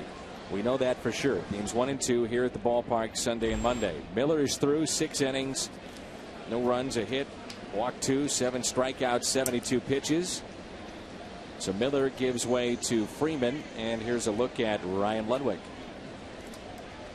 Dan, we were both anxious to see Miller, and he did not disappoint. Not at all. I have to say he was much better than what we anticipated.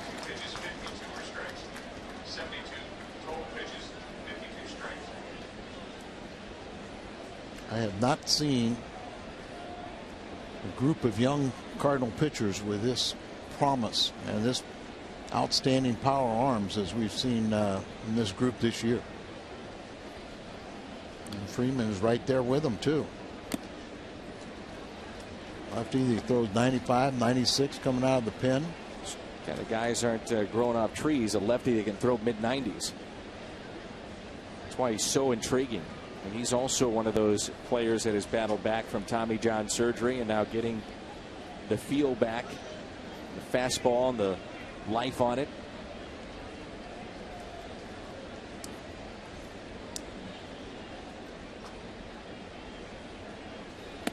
Swing and a miss. 96 from Sam Freeman. And it's almost like you had Tommy John. Oh, good. Let's sign you. He's got some longevity in that arm then. He had the Tommy John surgery. And we know Ludwig trying to chase that fastball up there in the zone. He's not going to catch up to it.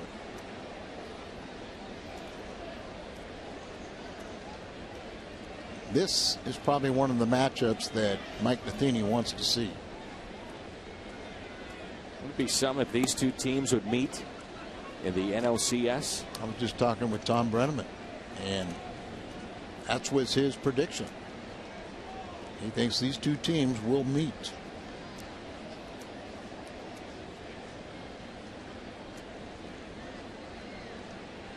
Bring back Jason LaRue to throw out a ceremonial first pitch. Part of both franchises. Johnny Cueto to catch it. You bet. Hug it out. With them looking the other way. Of a pile on home plate, and somewhere underneath the pile, Jeff Suppan will crawl through somebody's legs. Out from underneath. That's still some of the funniest video. That is smoked into right field. He beats the shift. Jay Bruce. Ball just jumps off his bat. It has since the day he arrived in the big leagues. That was what I said that Mike Matheny wants to see. What does Freeman do against a left-handed batter? We saw him strike out Ludwig, which is impressive, but his assignment is going to get left-handed hitters out, and he missed on Jay Bruce.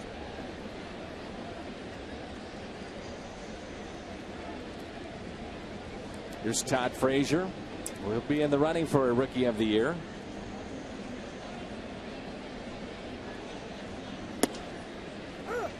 He was my choice, and then I had to switch. Did you see the USA Today? I did not. A very interesting article comparing. One article was comparing the MVP of the American League. Bob Nightingale had Cabrera. Another writer had Trout. Freeman. Momentum going to second base. Gets the lead man.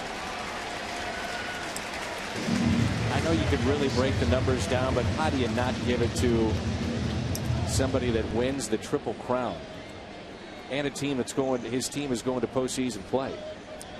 I liked Nightingale's argument better, and I think we're both in agreement that the first Triple Crown winner in the American League since 1967.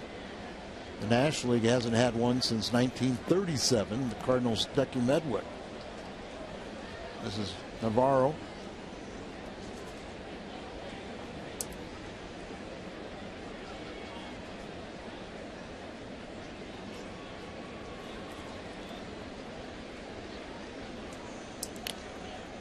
fouled back.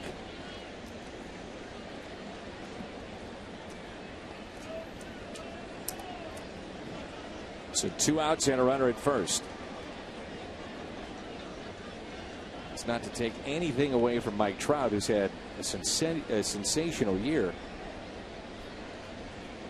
But the Triple Crown is the Triple Crown.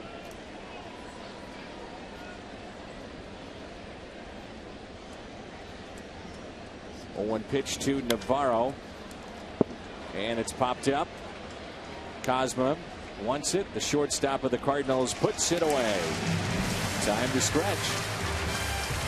No score here in St. Louis.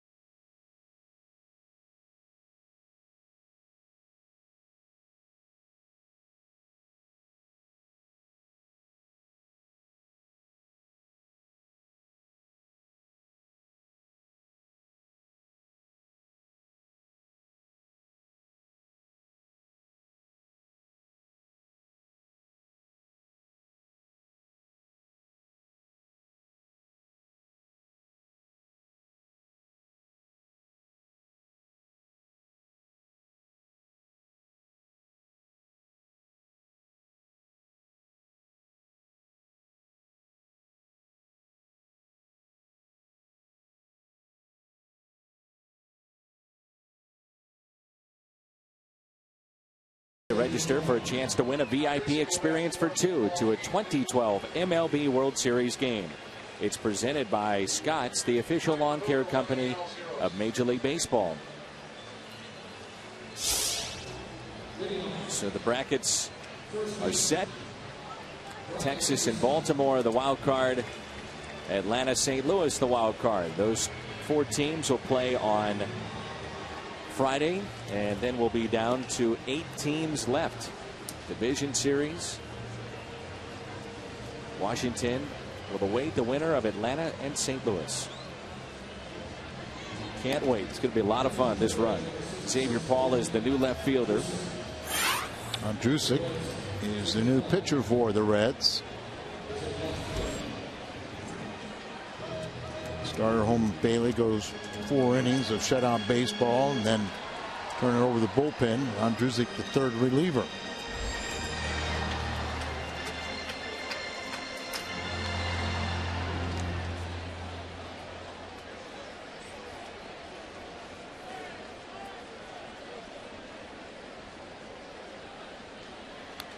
Our crowd tonight of 42,509. 42,509. So the season total, the regular season total, 3,262,109. So 3.2 coming through the turnstiles again, and tonight the 19th sold out crowd of the season. See if Brian Anderson can't do something. Been a tough night so far. A changeup out in front. 1-2. Pair of strikeouts, both times looking against Homer Bailey.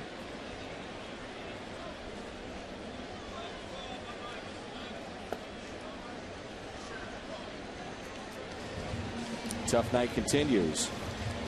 Kimbrel, the outstanding closer of the Atlanta Braves, and this guy is as good as anybody right now in baseball. 42 saves and 45 opportunities. Great fastball and a terrific breaking ball.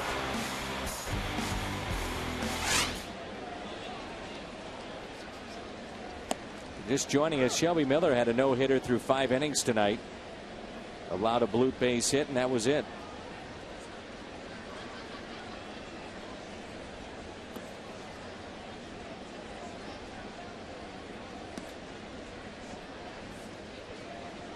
Our final telecast of the season. Tom Mee, our director all season long, Mike Helling, Brian McCann, Danny Martinez, Keith O'Brien, Tim Garcia, Tony West up here with us, Dawn, Al, Rick, Pat, Jim. We've had a lot of fun here on Fox Sports Midwest. Remember, those tickets for the postseason on sale right now, so don't wait. Division Series tickets, they'll go obviously very quickly after that final out on Friday if the Cardinals win. So get them now. Assure your spot here at Busch Stadium. Lance Berkman has moved to the on-deck circle. We should listen to see the crowd reaction.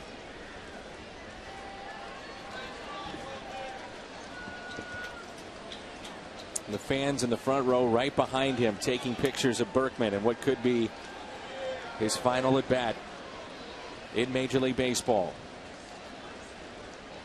And if indeed this is it, he'll go down as one of the greatest switch hitters to ever play the game. A lot of milestones this year.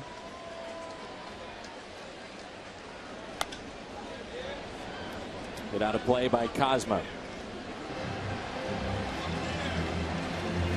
It's a shame Jim Hayes couldn't pay a visit. I heard he was just too emotional on our final telecast.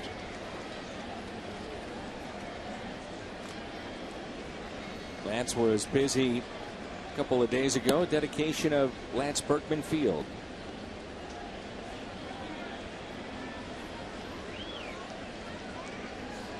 Wonder what's going through his mind.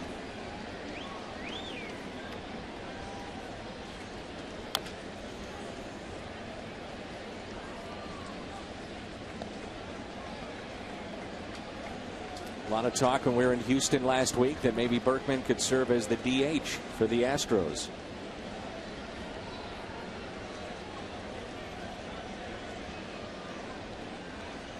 I heard he almost, after Milo Hamilton had his little press conference, heard Berkman was almost going to call a press conference and say, well, I may be retiring, but maybe not. That's what he told us. Line drive, and let's listen in for Lance Berkman.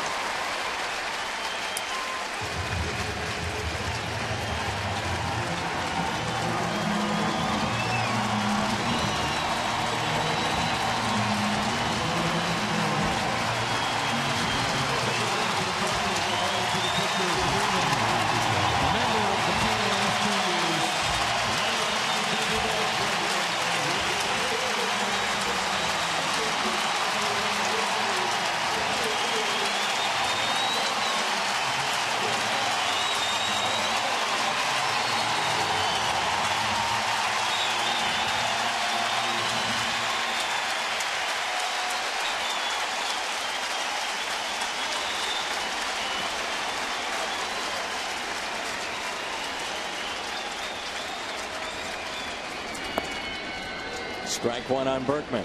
How do you hit after that? 360 home runs, 1,200 RBIs in his 14 seasons.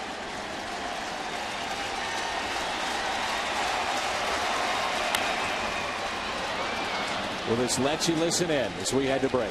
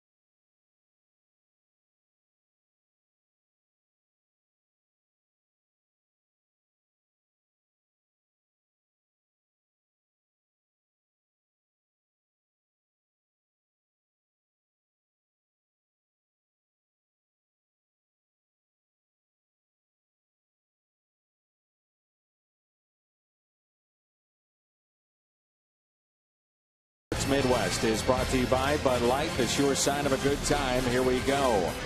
And by Taco Bell. Taco Bell. Live Mas.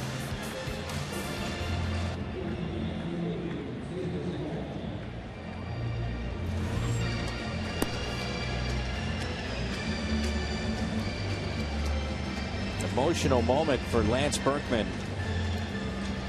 And seeing him limp down to first base in what very well could be his final at bat in the big leagues. You and I both were taken back. You know, I mean, we knew there was going to be a nice moment, but we always say that the Cardinal fans never disappoint us. We expect a reaction like that, but I'm sure Lance will appreciate that very, very much. 6th highest attendance, by the way, in Major League Baseball. You have the large markets of the Phillies, #1. Yankees finish up #2. Dallas, Fort Worth, that Texas Rangers team. Then San Francisco, the Dodgers, and the Cardinals. And the irony of it, St. Louis finishes ahead of the Angels. Attendance and otherwise. I remember when Peter Ueberroth was the baseball commissioner the very first time that the Cardinals drew over 3 million. And it was the first time in Major League history that a franchise drew more fans than their metropolitan area. And Peter Ueberroth made a comparison between the Yankees or a New York team drawing to have the same attendance would have to be 13 million for the Yankees and 10 million for Los Angeles. 16th time in franchise history as Marte is greeted with a base hit by Paul. The Cardinals have had 3 million in attendance, 9th straight season, and 14 out of the past 15. That is truly amazing. The average attendance this year at Busch Stadium, 40,273.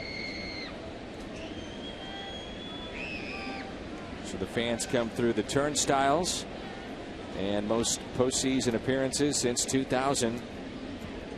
Direct correlation one with the other. The attendance, getting the good players, and the postseason appearances.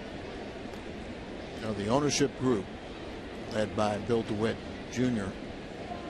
has really reinvested the money that the fans, hard-earned money that they put through the turnstiles, and he reinvested it in this ball club. And can't say he has not wanted to have a competitive team every year, and they have been so. How do you argue with what they've been able to do? It's just, you know, when you're not spending the kind of money that the Yankees and the Red Sox and some of the larger market teams are doing, and yet you go to a World Series 2004, you win it in 06, you're back in it again and win it in 2011, and year after year you're competitive. For the last 4 years you've gone to postseason, and the current ownership took over 96, and the payroll last year that Anheuser-Busch owned the ball club was about $28 million. Now about 115. Yeah. Runner goes, swung on and missed. Goodbye at second. Nice throw by Cruz. You ask your backup to be a catch and throw guy, and I think, Al, that's been maybe the most surprising aspect of Tony Cruz. They are really pleased last year and again this year just how well he has thrown. And remember, he's a converted infielder to catcher, and he has really become very focused. He knows his responsibility. He follows Molina. Learned how to, you know, work with a starting pitcher. The extensive information overload almost that, you know, it started with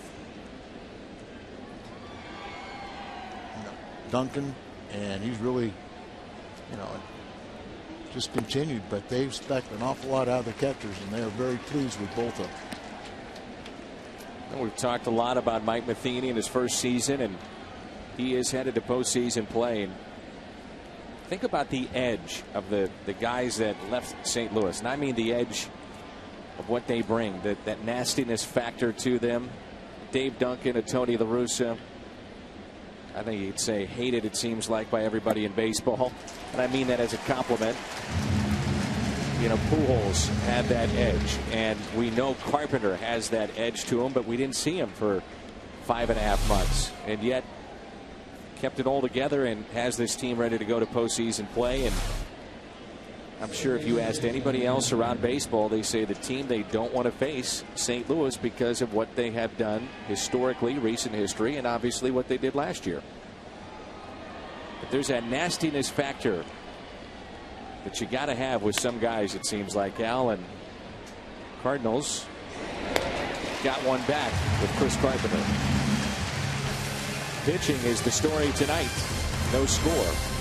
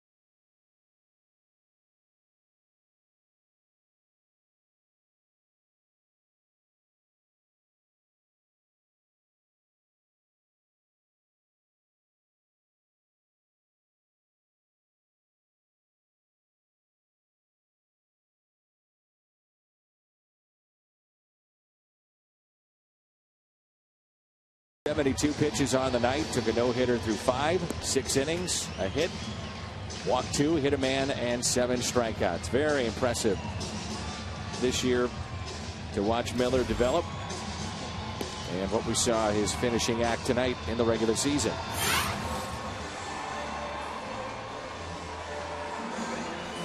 Here's Broxton, and we saw him last night, the former closer with Los Angeles and Kansas City. Now being used as a setup man to Aroldis Chapman. And he recorded 4 saves over 4 consecutive outings when Chapman was out. And he had 23 saves with Kansas City before he was acquired at the deadline. Happy birthday to Jenny Bodkin from St. Louis, celebrating her 97th birthday today. Never misses a game. So here we go, home half of the 8th, and Chambers takes a strike.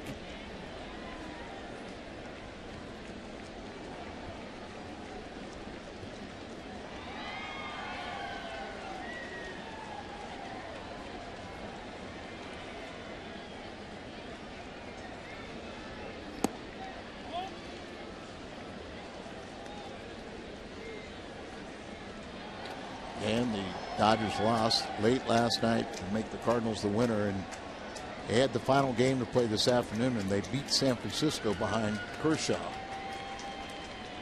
That could have been a mess. The Cardinals were going to have to fly to LA and then win that game, then fly to Atlanta, cross country to Atlanta, win that game, and then come back and start the series. Things a little easier with their travel, just knowing that they're going to Atlanta. Here's a 2-1 pitch. Hit out of play.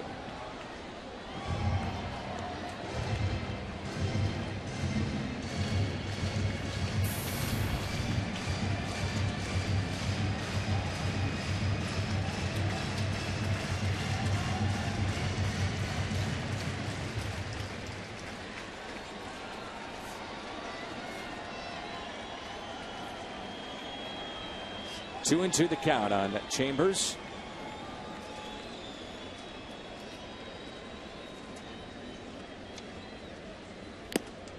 Broxton records a strikeout to start the bottom of the 8th. Subway surprise on the line. A look at the Central.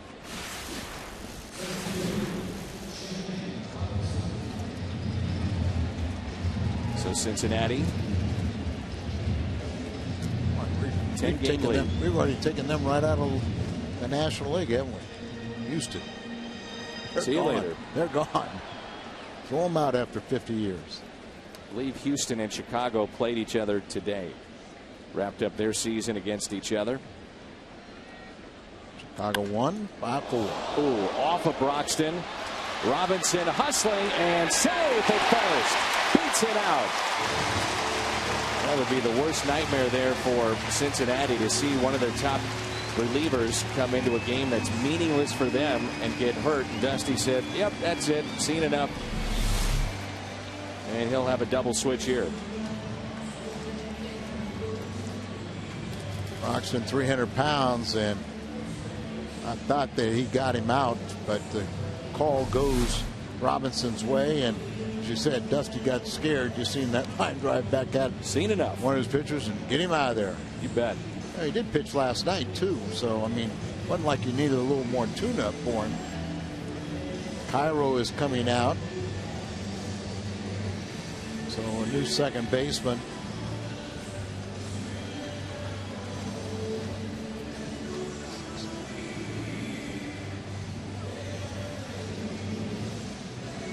So there you go. He's going to go to the bullpen, part of a double switch. We'll tell you about the change when we come back.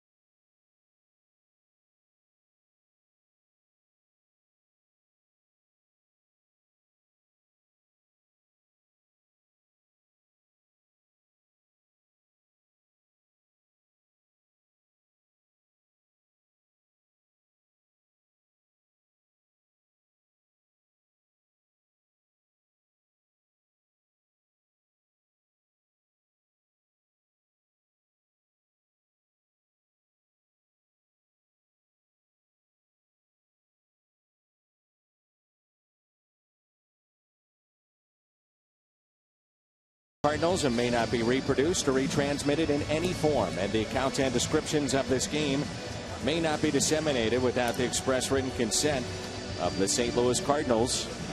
And Dusty Baker goes with his lefty here, with Schumacher coming up and Matt Carpenter as well.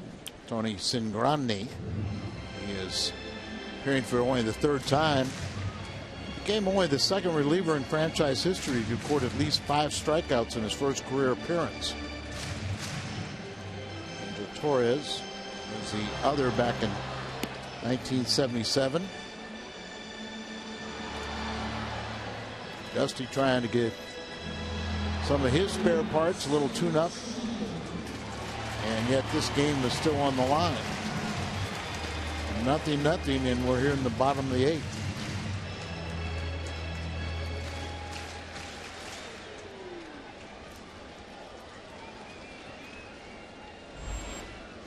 Tampa Bay did beat Baltimore 4-1, so the East wrapped up by the Yankees.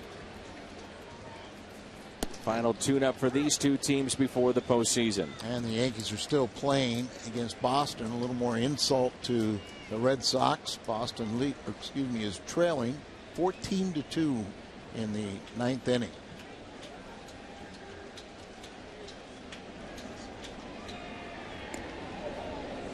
Close to a balk there. Explain now what you see with the front leg and just how far it can go towards the plate. You have an imaginary plane, and you lift up that front leg. If you break the plane, bring your leg back towards second base and break that plane, then you have to go to the plate.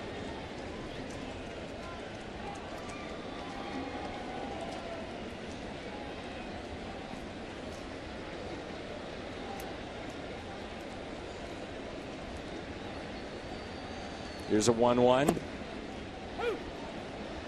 1 ball and 2 strikes. And there was one time in the 70s in spring training, they drew a line on the mound saying if you stepped across that line, you had to go to the plate. They called more balks that spring training. And then once the season started, they forgot about it. Sounds like the strike zone. Make it a point of emphasis to call it as it is in the book. You see that sometimes in spring training. And then once the season starts, it reverts back. And you know, everybody used to have their own individual strike zone.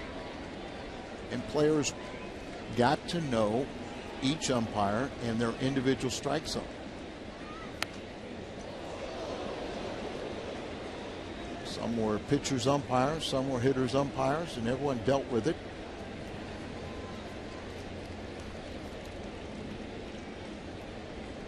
But there are times today with a uniform strike zone, you aren't sure what it is.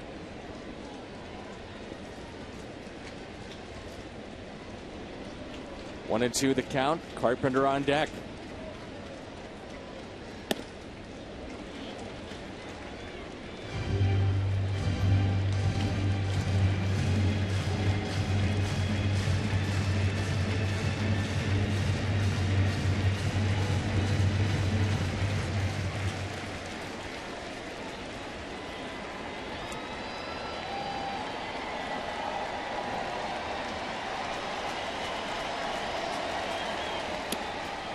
Three and two.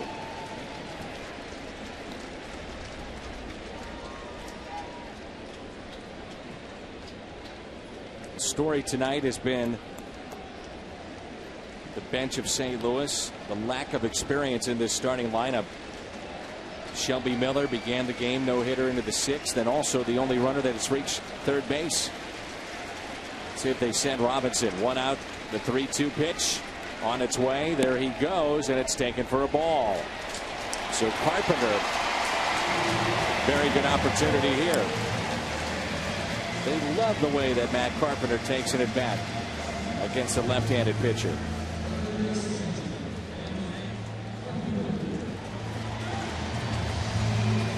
He's had a tough night. Pair of flyouts, one to left. The other to center field. He has also struck out.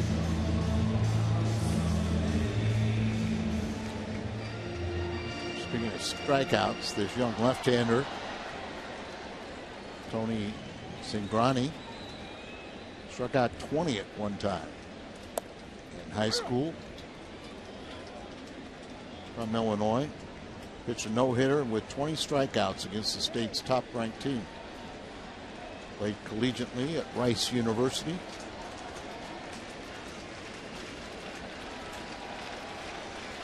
Oh, 1 pitch to Carpenter. It's sharply to second, and it gets through. Robinson will score. Carpenter delivers with a hard hit ball. Very well could be an error. But the Cardinals are saying, so what? They lead it 1-0 here in the 8th. It's Rodriguez who just went in as part of the double switch to play second base. I believe they scored a hit, but as you said, probably should have been an error. It was hard hit, but right at the second baseman, he catches that ball, he turns it into an inning-ending double play. Good speed by Robinson. Comes around to score. Cardinals really catch another break because I thought Robinson was out at first. And they give a base hit and RBI to Carpenter. So here is Cruz. One out, runners at first and third. That's hit out of play. Tony needs to pick up at least the runner at third base.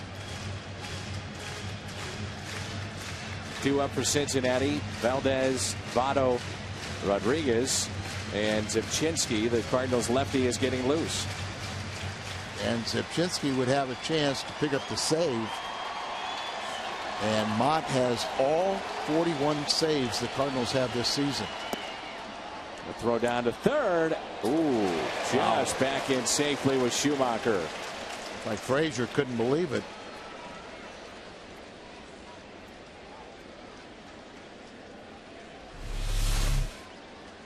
Does he get back? Yeah, it looks like he gets that corner. You sure? Like I said, looks like he gets back. Yeah, it's a good thing these umpires only have 2 choices. 0-2 the count on Tony Cruz. 1 out, runners at first and third. Cruz hits it out of play. Player of the game presented by Budweiser. Matt Carpenter 1 for 4 with an RBI single moments ago. No Cardinal reliever has ever had all saves by their team, by the Cardinal team. Mott has it right now, and if Zipchinski comes in with a lead, he could destroy that record for Mott. 1-2.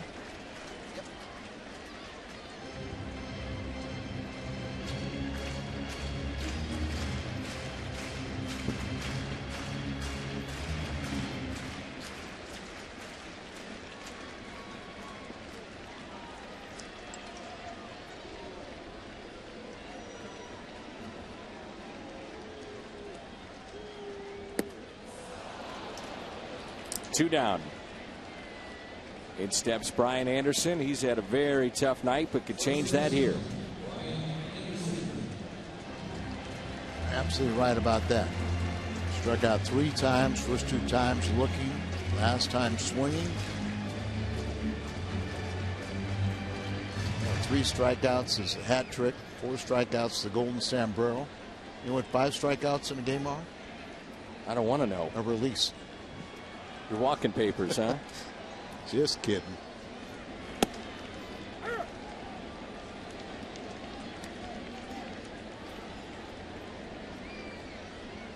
want to thank our sponsors throughout the season and supporting Cardinals baseball here on Fox Sports Midwest.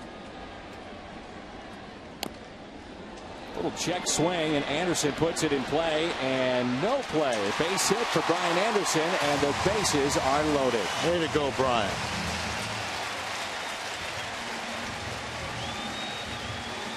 In the scorebook, it looks like a line drive base hit. Almost tried to check his swing. That's out in fair territory, so it goes in fair territory and perfectly placed for the infield single.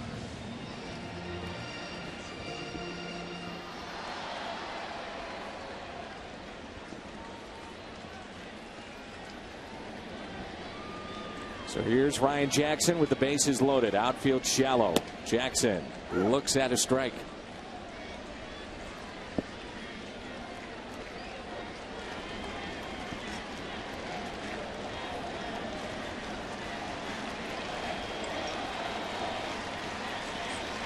Jackson would love his first major league RBI.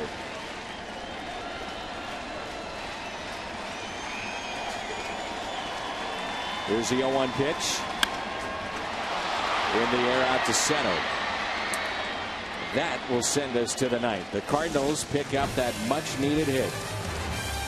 Off the bat of Carpenter. A 1-run lead.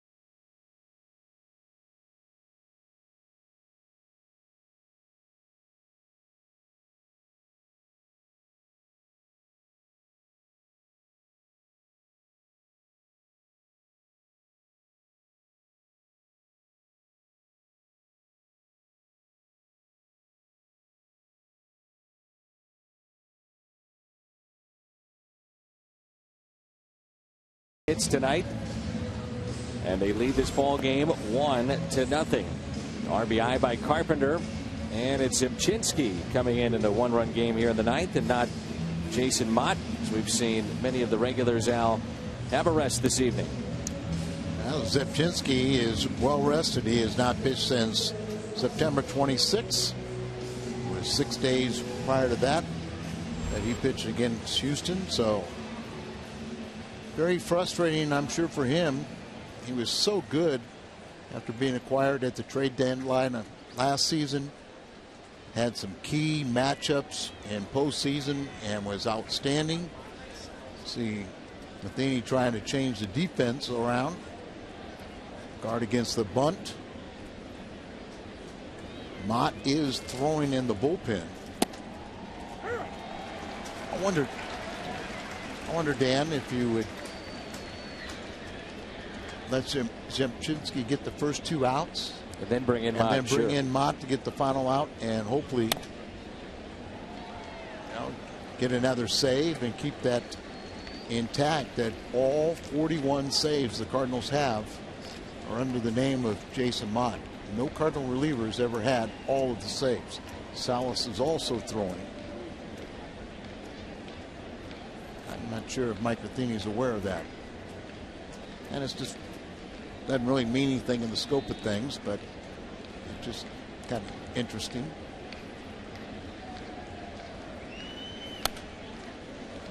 Out of play.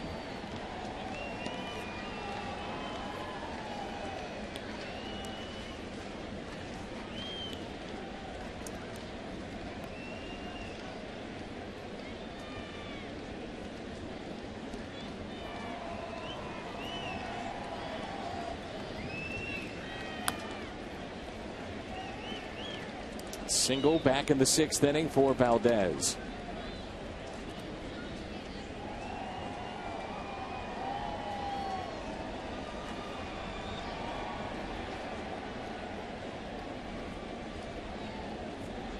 Kimbrel with 42, Mott with 41 saves. Atlanta won 4-0 tonight, and I'm sure Kimbrel did not pitch 3 innings. Off the mound, Zimchinski, and it fires to first. And Anderson could not come up with it. Kind of sums up the year for Zimchinski, doesn't it, that play? It really does. And microcosm of what's happened this year for him. I saw that Anderson was playing first base. I asked one of the coaches, has he ever played there? And they said 1 inning. Now, I'm not sure that was accurate or not, but obviously very catchable, and should go down as an error on Anderson. And it does. Here's Votto. So Valdez is at first. That's the tying run.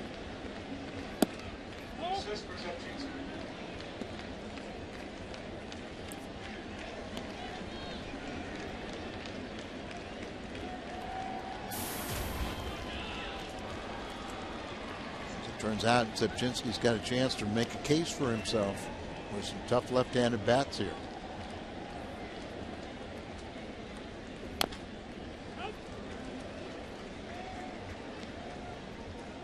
Last year it seemed like he was always matched up against Prince Fielder. First time I believe he walked him, but then after that I think he got him out every key time.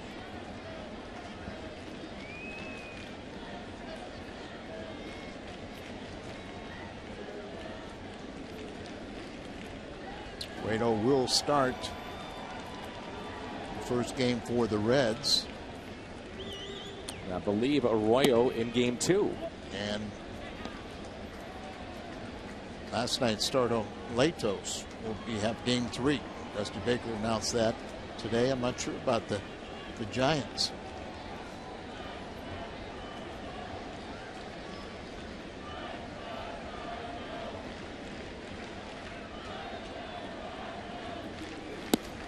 Official now with Miguel Cabrera. Wins the American League Triple Crown, 330. His batting mark, 44 home runs, 139 RBIs, and the first to do it since 1967. It's Carl Yastrzemski. It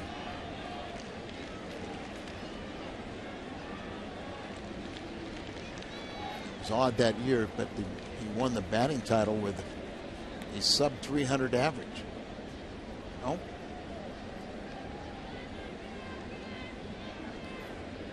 Maybe. We'll find out.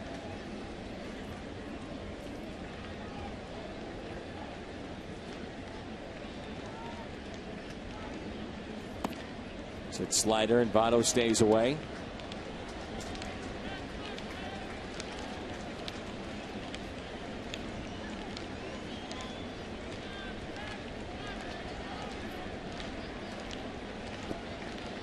Run Valdez. He was looking over, trying to get Billy Hatcher, the first base coach, confirmation of the signs.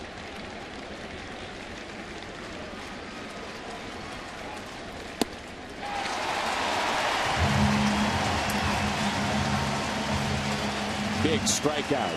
Yastrzemski, by the way, 326. Really? I apologize. He has. And 44 home runs and drove in 121. Mike is going to bring in Mott.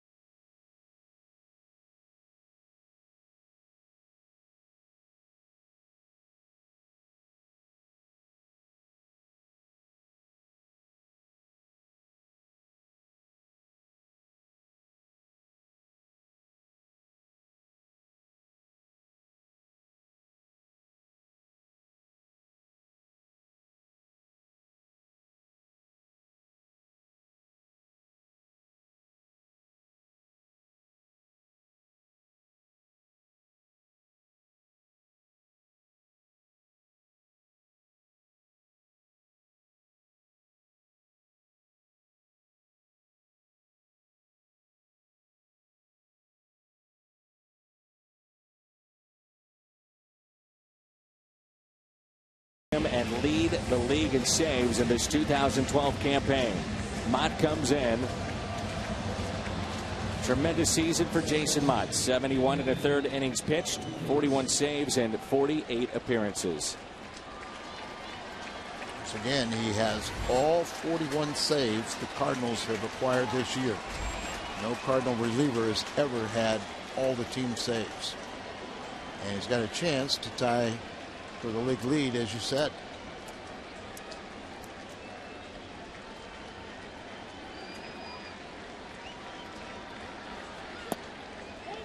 I think last year there was some crazy number, like 9 different relievers had saves for the Cardinals. It wasn't until late in the season before Mott took over, and boy, he ran with that job through the playoffs and the World Series. 1 ball, 1 strike on Henry Rodriguez.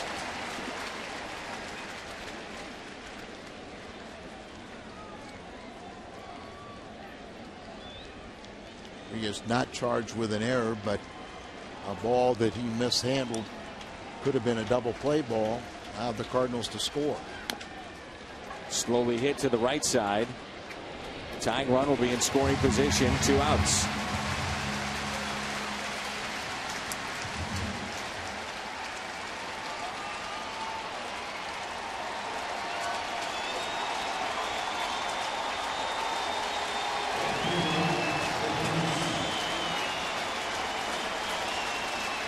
Bruce sitting on 99 RBIs.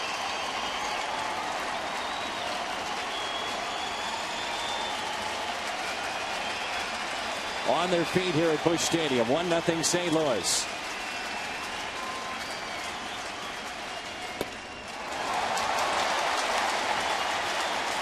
Will the Cardinals be back here and playing on Sunday and Monday?